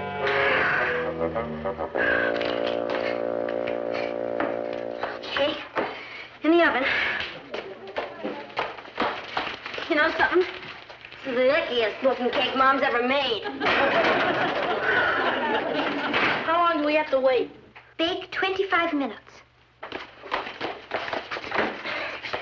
Tell you what, while it's baking, why don't we run and get dressed so we can rush right over to the bazaar? Right. We wouldn't want to keep them waiting for this. Let's cut. I'll get it. Hi, Richie. Have you looked in the mirror? What have you been doing? Just baking a cake. You? What's wrong with that? I don't know. I haven't tasted the cake yet. And you won't. It's going to be entered in the competition at the bazaar. You're entering a cake in the competition? Well, it's really my mother's cake. We're entering it in her name. Who's we're? Kathy Ross and I. The three of you baked it? Yeah, it was kind of a community effort. Brother, does your mother know you're bringing all this joy into her life? No, and she mustn't find out. She won't find out from me. I knew I could count on you. And you know why she won't find out from me? Sure, because you're a loyal, trustworthy friend. Wrong, because I'm chicken. I'm not going to that bazaar. But you promised to take me. Patty, you're putting an entry into a contest illegally. I'm not going to become an accessory after the fact. I'll write to you. Bye.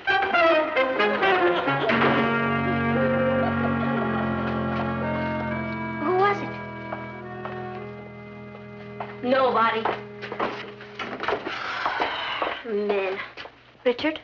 Yeah, The Cowardly Lion. Isn't he taking you to the bazaar? No. He's afraid if he's seen with me, the FBI might crack down on him.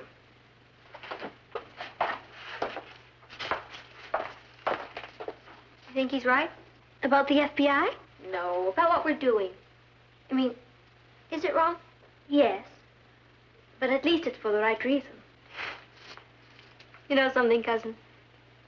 Sometimes you're a real comfort to me. It's mutual. Let's get rolling. I want to see what that cake looks like.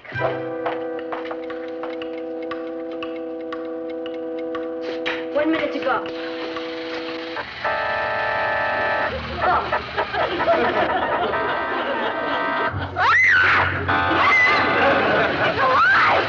It is! Daddy, do something!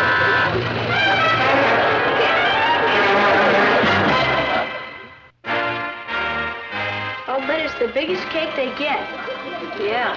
Must have put in too much of something. Maybe we could cut it in half and enter it twice. It won't look so bad once we get the icing on. I forgot all about the icing. All right. Ross, you better get some aprons. Icings. How does this sound? Boiled white icing with cocoa. Terrible. It's gonna taste great. 4 tablespoons cocoa, 2 cups sugar, 1 cup water. Ross, you get the cocoa and the water.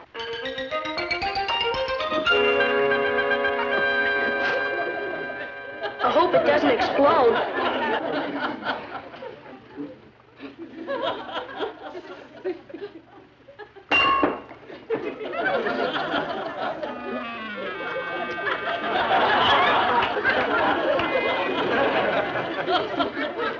They have a booby price. Let's cut it in half.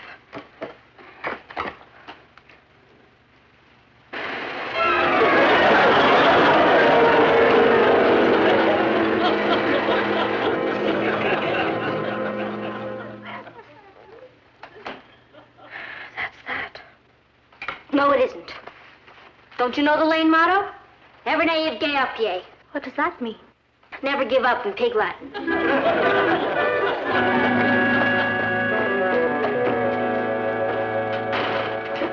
I need a banana sponge cake in a hurry. Oh, what kind of banana sponge cake would you like?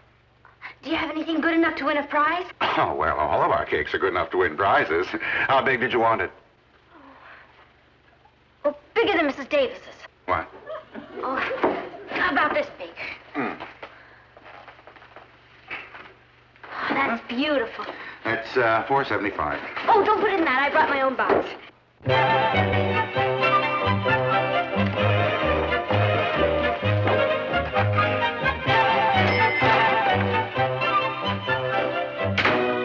Anybody home? Hello, Uncle Martin. Oh, hello, Kathy. I thought you'd be at the bazaar. We got held up a little. Where's your Aunt Natalie? She's at the hairdresser. And Patty? I have no idea where Patty is. She raced out and said she'd see me at the bazaar. Well, I'm hungry. Let's go see what's in the kitchen. No. I'm not hungry? I mean, why don't I fix you something? Well, that's nice of you, Kath, but all I want is some milk and cookies. Oh, I get it. No, don't bother. It's no bother. Really, it isn't, Uncle Martin. Kathy, are you feeling all right? Yes, fine. Take the Army engineers to clean up this. Uh-oh. Uh-oh, yourself. How was your day at the office? Fine. How was your day at home? Okay. You know how it is. No. How is it? You tell him, Kath. Tell me what? It's nothing, really. Kath, if you have a problem, I think maybe you'd better tell me. Now, do you? Well, yes and no. Tell me about the yes part. I don't know if I should. But I guess I'd better. You see, it's like this. Do you have a banana sponge cake? Certainly. How big a cake did you want? Bigger than Mrs. Davis's. Anybody home?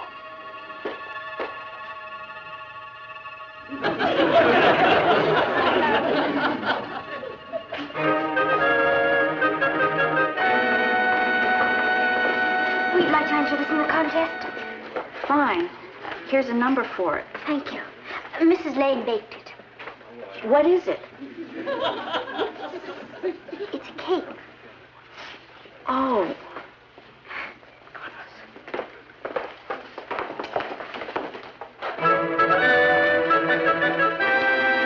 I'd like to enter a cake. All right. I'd like to enter it under the name of Natalie Lane. Here's your number. Thank you.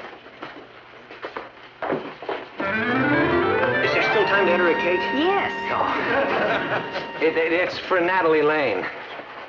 She's been busy, hasn't she? Yeah. Hello, darling. I've been looking all over for you. Oh, have you? Well, I've been looking all over for you, too. I think we'd better get started. Step right up, ladies and gentlemen. The cake contest is about to begin. Hi, Mom. Hello. Patty, did you get my cake here all right? To tell you the truth, Mom. To tell you the truth, Natalie, you don't have a thing to worry about. You're gonna win. Patty! Patty! Richard, you came. Yeah, I decided you might need me. You're all heart. Have they caught up with you yet? Of course, now. Everything's going fine. We haven't a thing to worry about. Come on. Hello, Martin. Natalie, have you decided where you're taking us to eat tomorrow night? Why don't we wait until the judge picks the winner, Mrs. Davis? Oh, we're very fortunate this year in the selection of our judge. A really great expert has agreed to serve, Mr. Hubert Brown.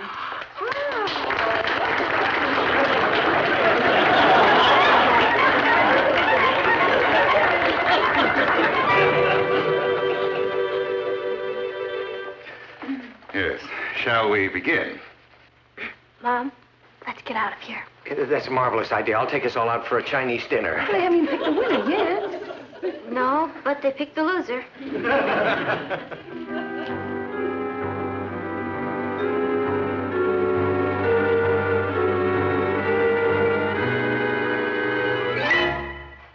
Interesting. A little lumpy. Better luck next time.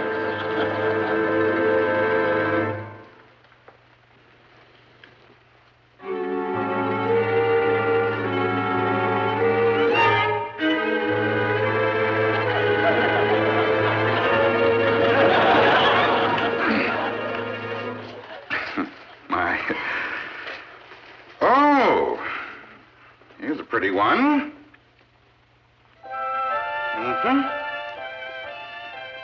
And it retails for $4.75.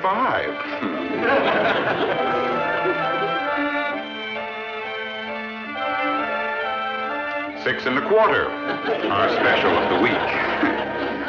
Oh, look at these masterpieces. One of those is mine.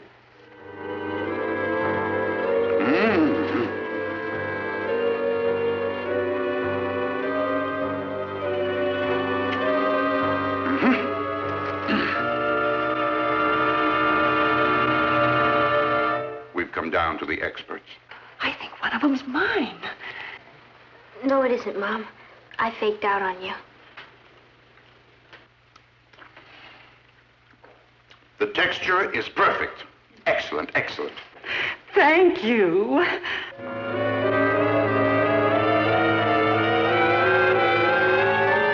The texture is perfect, and the flavor is marvelous. This is the winner. Who has number 8? I do. Where did you buy it? I baked it.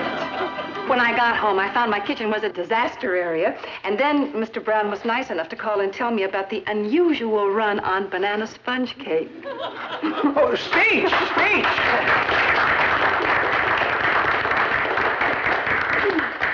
I never could have done it without the help of my family.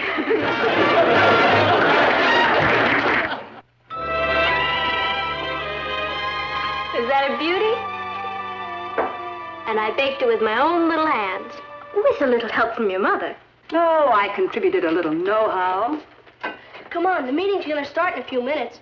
Gee, sis, I sure appreciate your baking this for the Scouts party. Boy Scouts have to eat, too. I hope they enjoy it. They will. We'll all help you.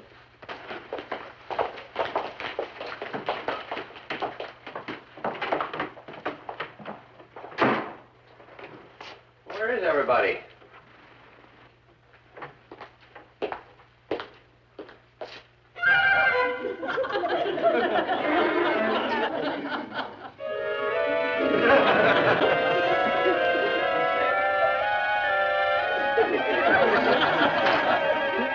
Anybody home?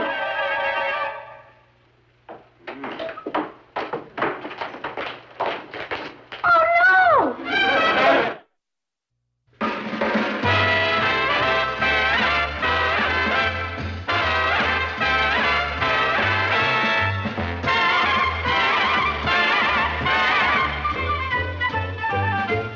Here's Kathy, who's lived most everywhere, from Zanzibar to Berkeley Square. But Patty's only seen the sights a girl can see from Brooklyn Heights.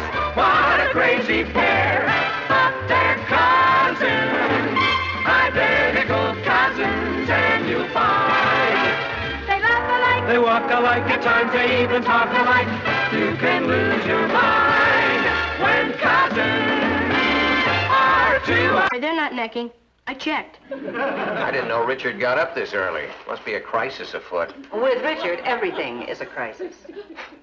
There's one thing I love about Richard. He's temporary. It's like having a toothache. Such a lovely feeling when it's gone. Hi, Good morning, dear. sorry. It was important. Guess what Richard wanted to tell me? He's decided to run for mayor. Better than that. He's decided to run for governor? He's decided to give me his school ring. And you said no. I said yes. Well, then I say no. Momo, Momo says no. why can't I wear his ring? Because you're too young to get engaged. A ring doesn't mean we're engaged. It just means we're going steady. All right, you're too young to go steady. I won't wear it on my finger. I'll wear it around my neck. Like a yoke. It's no yoke. I'll say. Do you realize I'm the only girl in my whole entire class who isn't wearing a boy's ring? Look at it this way. They're all out of step but you. Your cousin Kathy isn't wearing anybody's ring. Nobody's asked me. Kathy, do you think Patty should wear Richard's ring? I don't see what harm it would do, Aunt Natalie. They couldn't be together any more than they are now anyway. That's right. It doesn't change anything.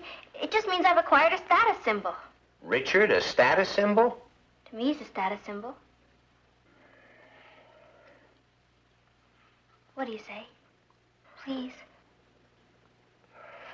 Well, I guess if it wouldn't change anything, well, what do you think? Well, if it isn't going to make any difference, I guess there's no harm in it.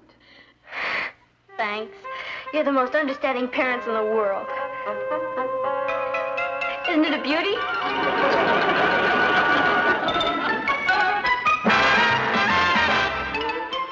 Meet Kathy, who's lived most everywhere, from Zanzibar to Berkeley Square. But Patty's only seen the sights a girl can see from Brooklyn Heights. What a crazy pair, but they're cousins, identical cousins all the way. One pair of matching bookends, different as night and day. Where Kathy adores a minuet, the ballet russe, and crepe Suzette. Our Patty loves to rock and roll, a hot dog makes her lose control. What a wild duet, still they're cousins, identical cousins, and you find they laugh alike, they walk alike, at times they even talk alike. You can lose your mind when cousins are two of a kind.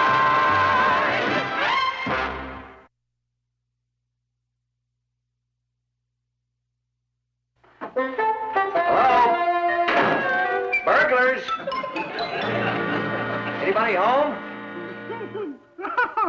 I'm here.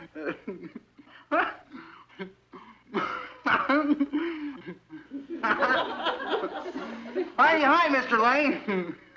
Heidi, hi, Richard. You want some popcorn? You haven't seen Mrs. Lane, have you? She's in the kitchen making dinner. We're having a surprise.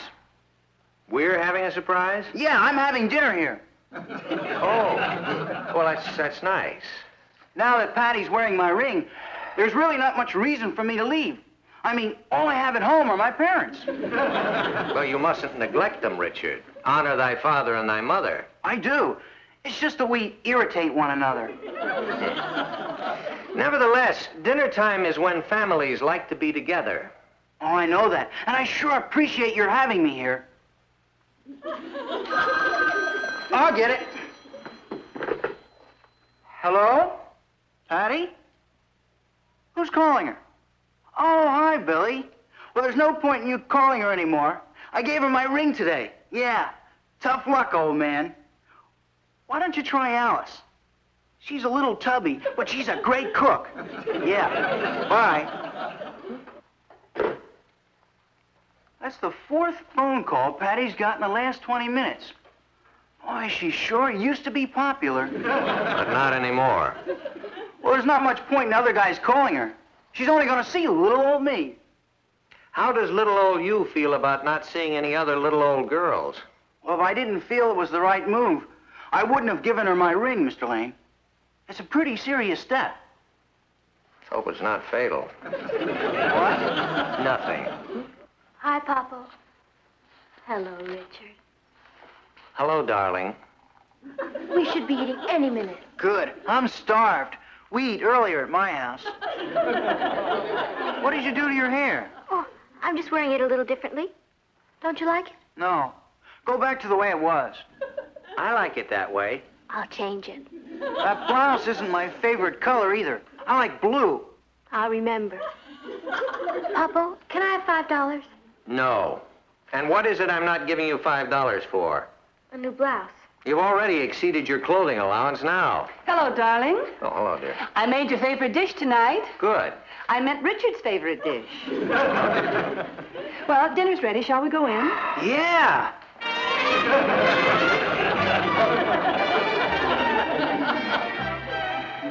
You should have heard him, Natalie. He's monitoring her phone calls, criticizes her hair and her clothes. All this will settle down. It's just the first flush of his feeling possessive about her. What kind of a home life does that boy have anyway? You know, I've never met Richard's father, but 10 to 1, he's trying to imitate him. His father must be a domineering type, one of those natural-born critics. And black-eyed peas give me heartburn. Oh, I'm sorry. Richard likes them so, and I wanted to please him for Patty's sake. Tomorrow night, he won't mind if we have one of your favorites. Are you trying to tell me that Richard is having dinner with us again tomorrow night? Patty invited him. No wonder boys want girls to wear their rings. Solves their eating and housing problems.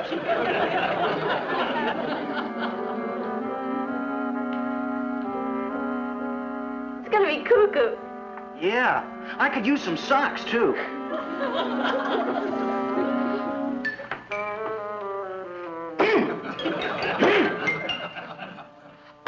Ow! Wow! Hello? Hi, Greg. Saturday night? No, I couldn't. You see, I'm...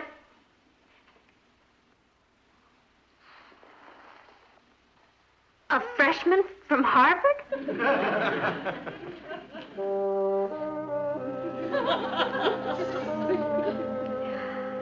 No, Greg, I'm sorry. I couldn't go out with him. You see, he plays football. He's the captain of the chess team. He's in town to take a screen test for MGM. Oh, he first wants to finish his medical course. He sounds like a drag. Greg, I'm sorry, but he'll have to find another date. You see, I'm, wearing someone's ring. Richard's. What's so funny? Yeah. Wait a minute, Greg. Kathy! Boy, he's got a fat nerve phoning you. Kathy, do you have a date Saturday night? No, but You do now. Hello, Greg? Tell him he's got me. Or the closest thing he'll ever find to me. That's right. My cousin Kathy. Sure, he'll be crazy about her. Well, she can talk to him about chess. And I'll explain to her what a football is. Right. Okay, Greg. Bye. He's taking you to a prom Saturday night. Who is he? Oh, he's not much. He's just a combination of Troy Donahue, John Glenn, and Ben Casey. Thank you, Patty. Perhaps we can double date. No, thank you. There's a big karate match on television Saturday. Yeah. Oh, well, enjoy it. If that's another one of those guys, why don't you tell him just to butt out? Hello? It's for you. Oh, I guess Mom's beginning to miss me. Mom? Oh, hi, Sue Ellen. Easter week? Well, I'm pretty busy. You see, your father's taking a bunch of kids for a cruise on his yacht? Oh, it sounds great, but you're all going water skiing and swimming and... Yeah, I get the picture, but I'm afraid I can't. I've given up yachting. I mean, I've given my ring to Patty. I wondered when you'd get around to mentioning it. Maybe next Easter. I mean, better luck next time.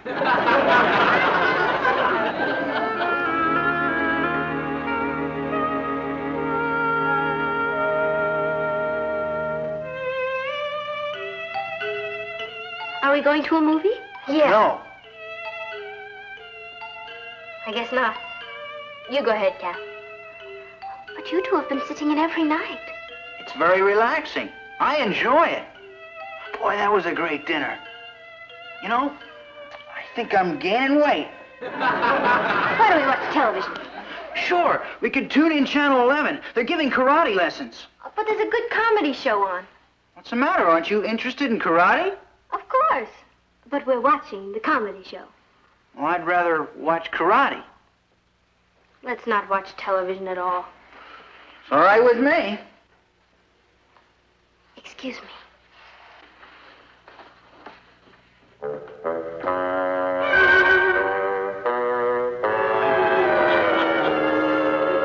Richard really seems to be enjoying my cooking.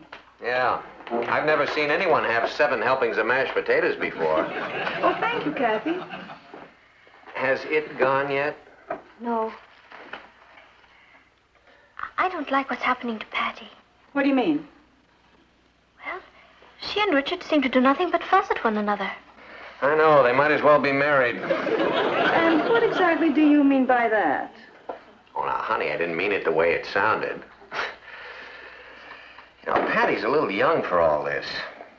Why in the world do kids your age want to get tied down?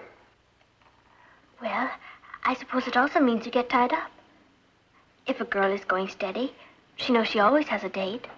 She never has to be alone unless she wants to be. She has someone to share things with. I just don't like the idea of Patty's not seeing anyone but Richard. Neither do I. What are we going to do about it? So what if I call Richard's father and had a little talk with him? Yeah, that might be a very good idea. What's his father's name? Jonathan. Jonathan Harrison. Hello? Jonathan Harrison? How are you, Mr. Harrison? We were just discussing you. They were just discussing us. You would? Well, Richard's here right now. You'd rather wait until he's left. Just a minute. What's Richard's schedule? I mean, what time does he depart? He'll be going home at about 10 o'clock. Could you come by after 10? Fine. I'm looking forward to meeting you. Bye-bye.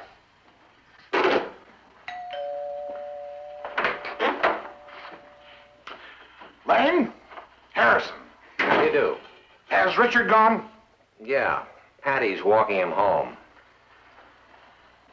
This is Richard's father, Mrs. Lane, our niece Kathy. How do you do? I'm going to be blunt, folks. My son, Richard, is too young to be going steady. So is our daughter, Patty. Mr. Harrison, if you feel he's too young, why did you allow it? Because he came home with some cock and bull story about being an old maid if he didn't give a girl his ring. He made it sound like he was the last teenager on earth who wasn't going steady. Mrs. Harrison and I didn't want to destroy his life, so we gave in. That's the story at our house, too. They keep outsmarting us. Richard's a big disappointment to me.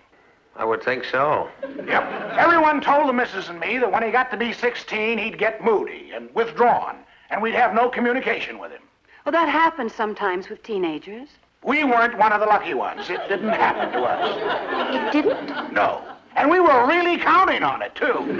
He communicates with us night and day. He wants a new car, a bigger allowance, more clothes. Boy, does he communicate. And there's no way to turn him off. I know what you mean. Since he gave Patty his ring, he's never at home anymore. I like it, but his mother wants him back. Why? Mothers. The question is, what are we going to do about it? You'd think he was married. The last few days, he's been walking around like he's carrying the weight of the world. Maybe it's all those mashed potatoes. You said it. That's the solution. Mashed potatoes? No, getting married.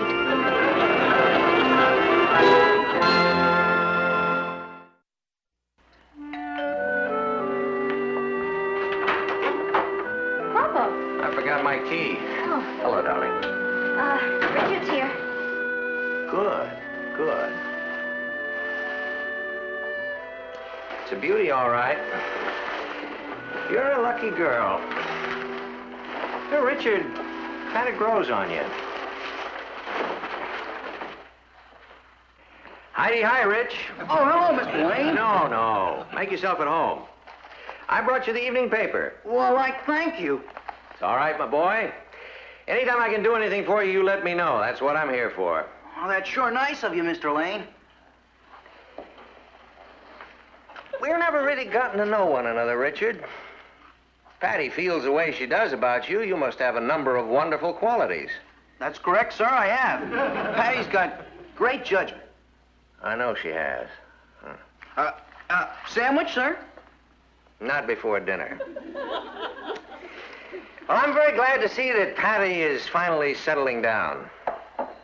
You don't have to worry about Patty. No, not anymore. I have you to thank for that.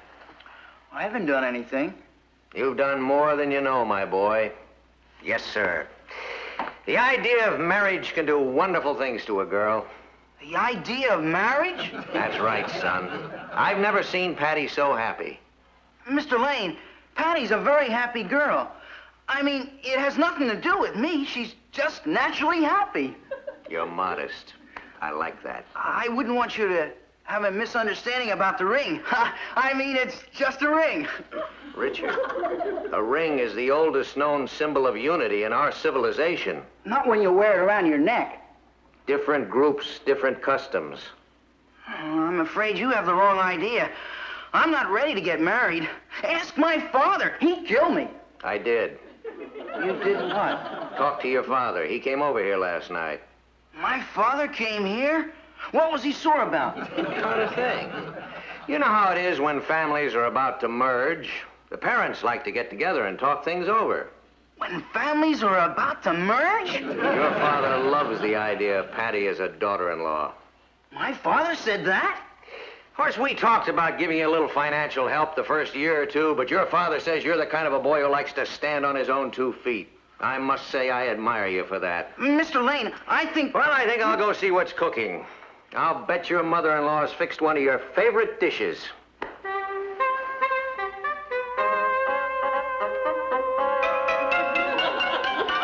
My mother-in-law? We're going to be around each other for a good many years, huh? You know how it is when families are about to merge, son. Parents like to get together and talk things over. I'll bet your mother-in-law is fixing one of your favorite dishes, huh, son?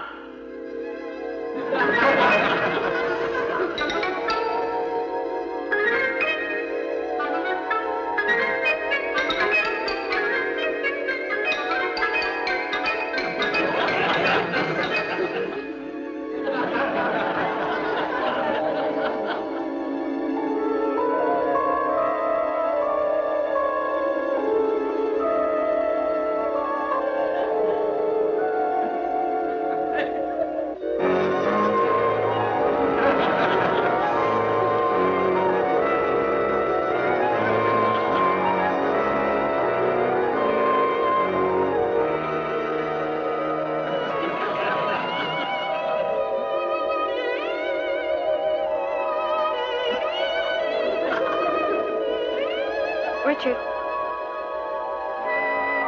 Richard? Richard?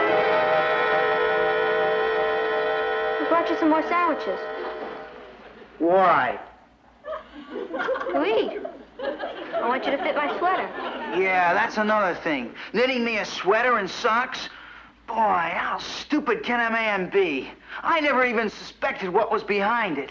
What are you talking about? I'm talking about what happens when two families merge.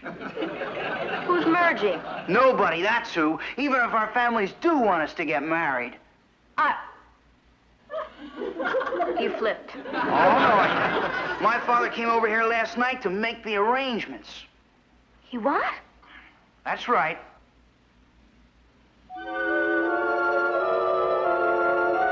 It's a beauty, all right. You're a lucky girl. Richard kind of grows on you.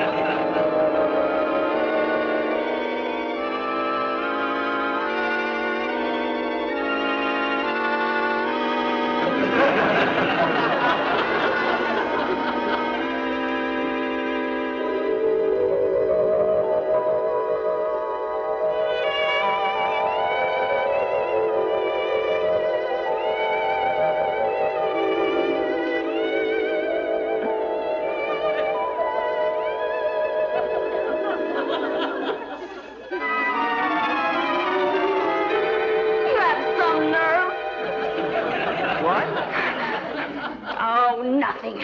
Excuse me.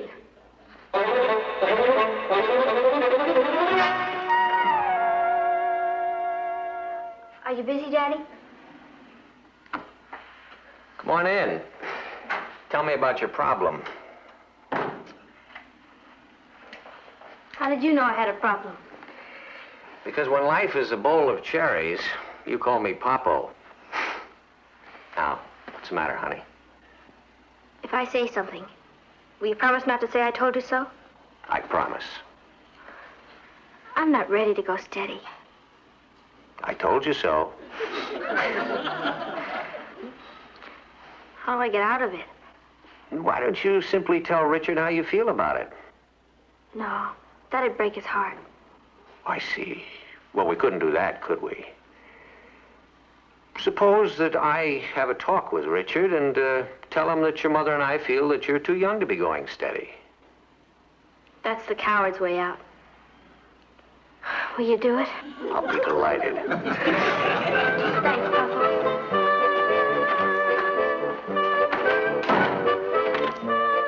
Mr. Lane? Come in, Richard. Patty said you wanted to see me. That's right, son. I wish you wouldn't call me son. It makes me nervous. Mr. Lane, I need your help. Well, what's your problem? Patty. What's the matter? Aren't you two getting along? Oh, we get along too well. I mean, I'm too young to be going steady. I've got my whole life ahead of me. Only I don't know how to get out of this. I see. Well, they say that honesty is the best policy. Why don't you just tell Patty how you feel? What? Break her poor little heart? Of course. Suppose that I put my foot down and tell Patty that I think she's too young to be going steady. Would you do that? Well, I can't promise anything, but I'll try. Oh, thanks a million, Mr. Lane. Thank you. I mean, you're very welcome. Just one thing. Be gentle with her.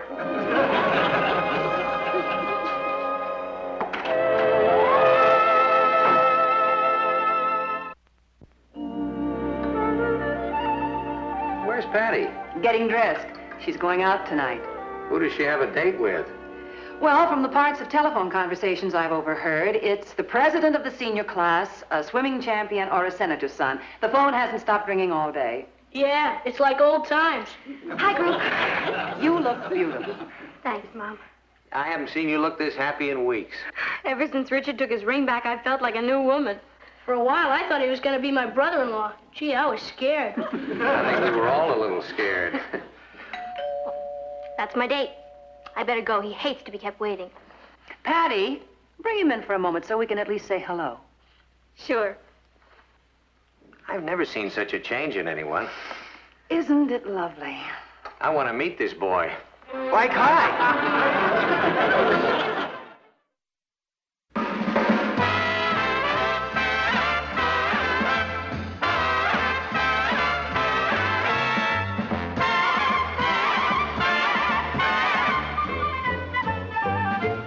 Here's Kathy, who's lived most everywhere, from Zanzibar to Berkeley Square. But Patty's only seen the sights a girl can see from Brooklyn Heights.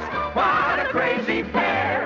But they're cousins, identical cousins, and you'll find they laugh alike, they walk alike, at times they even talk alike.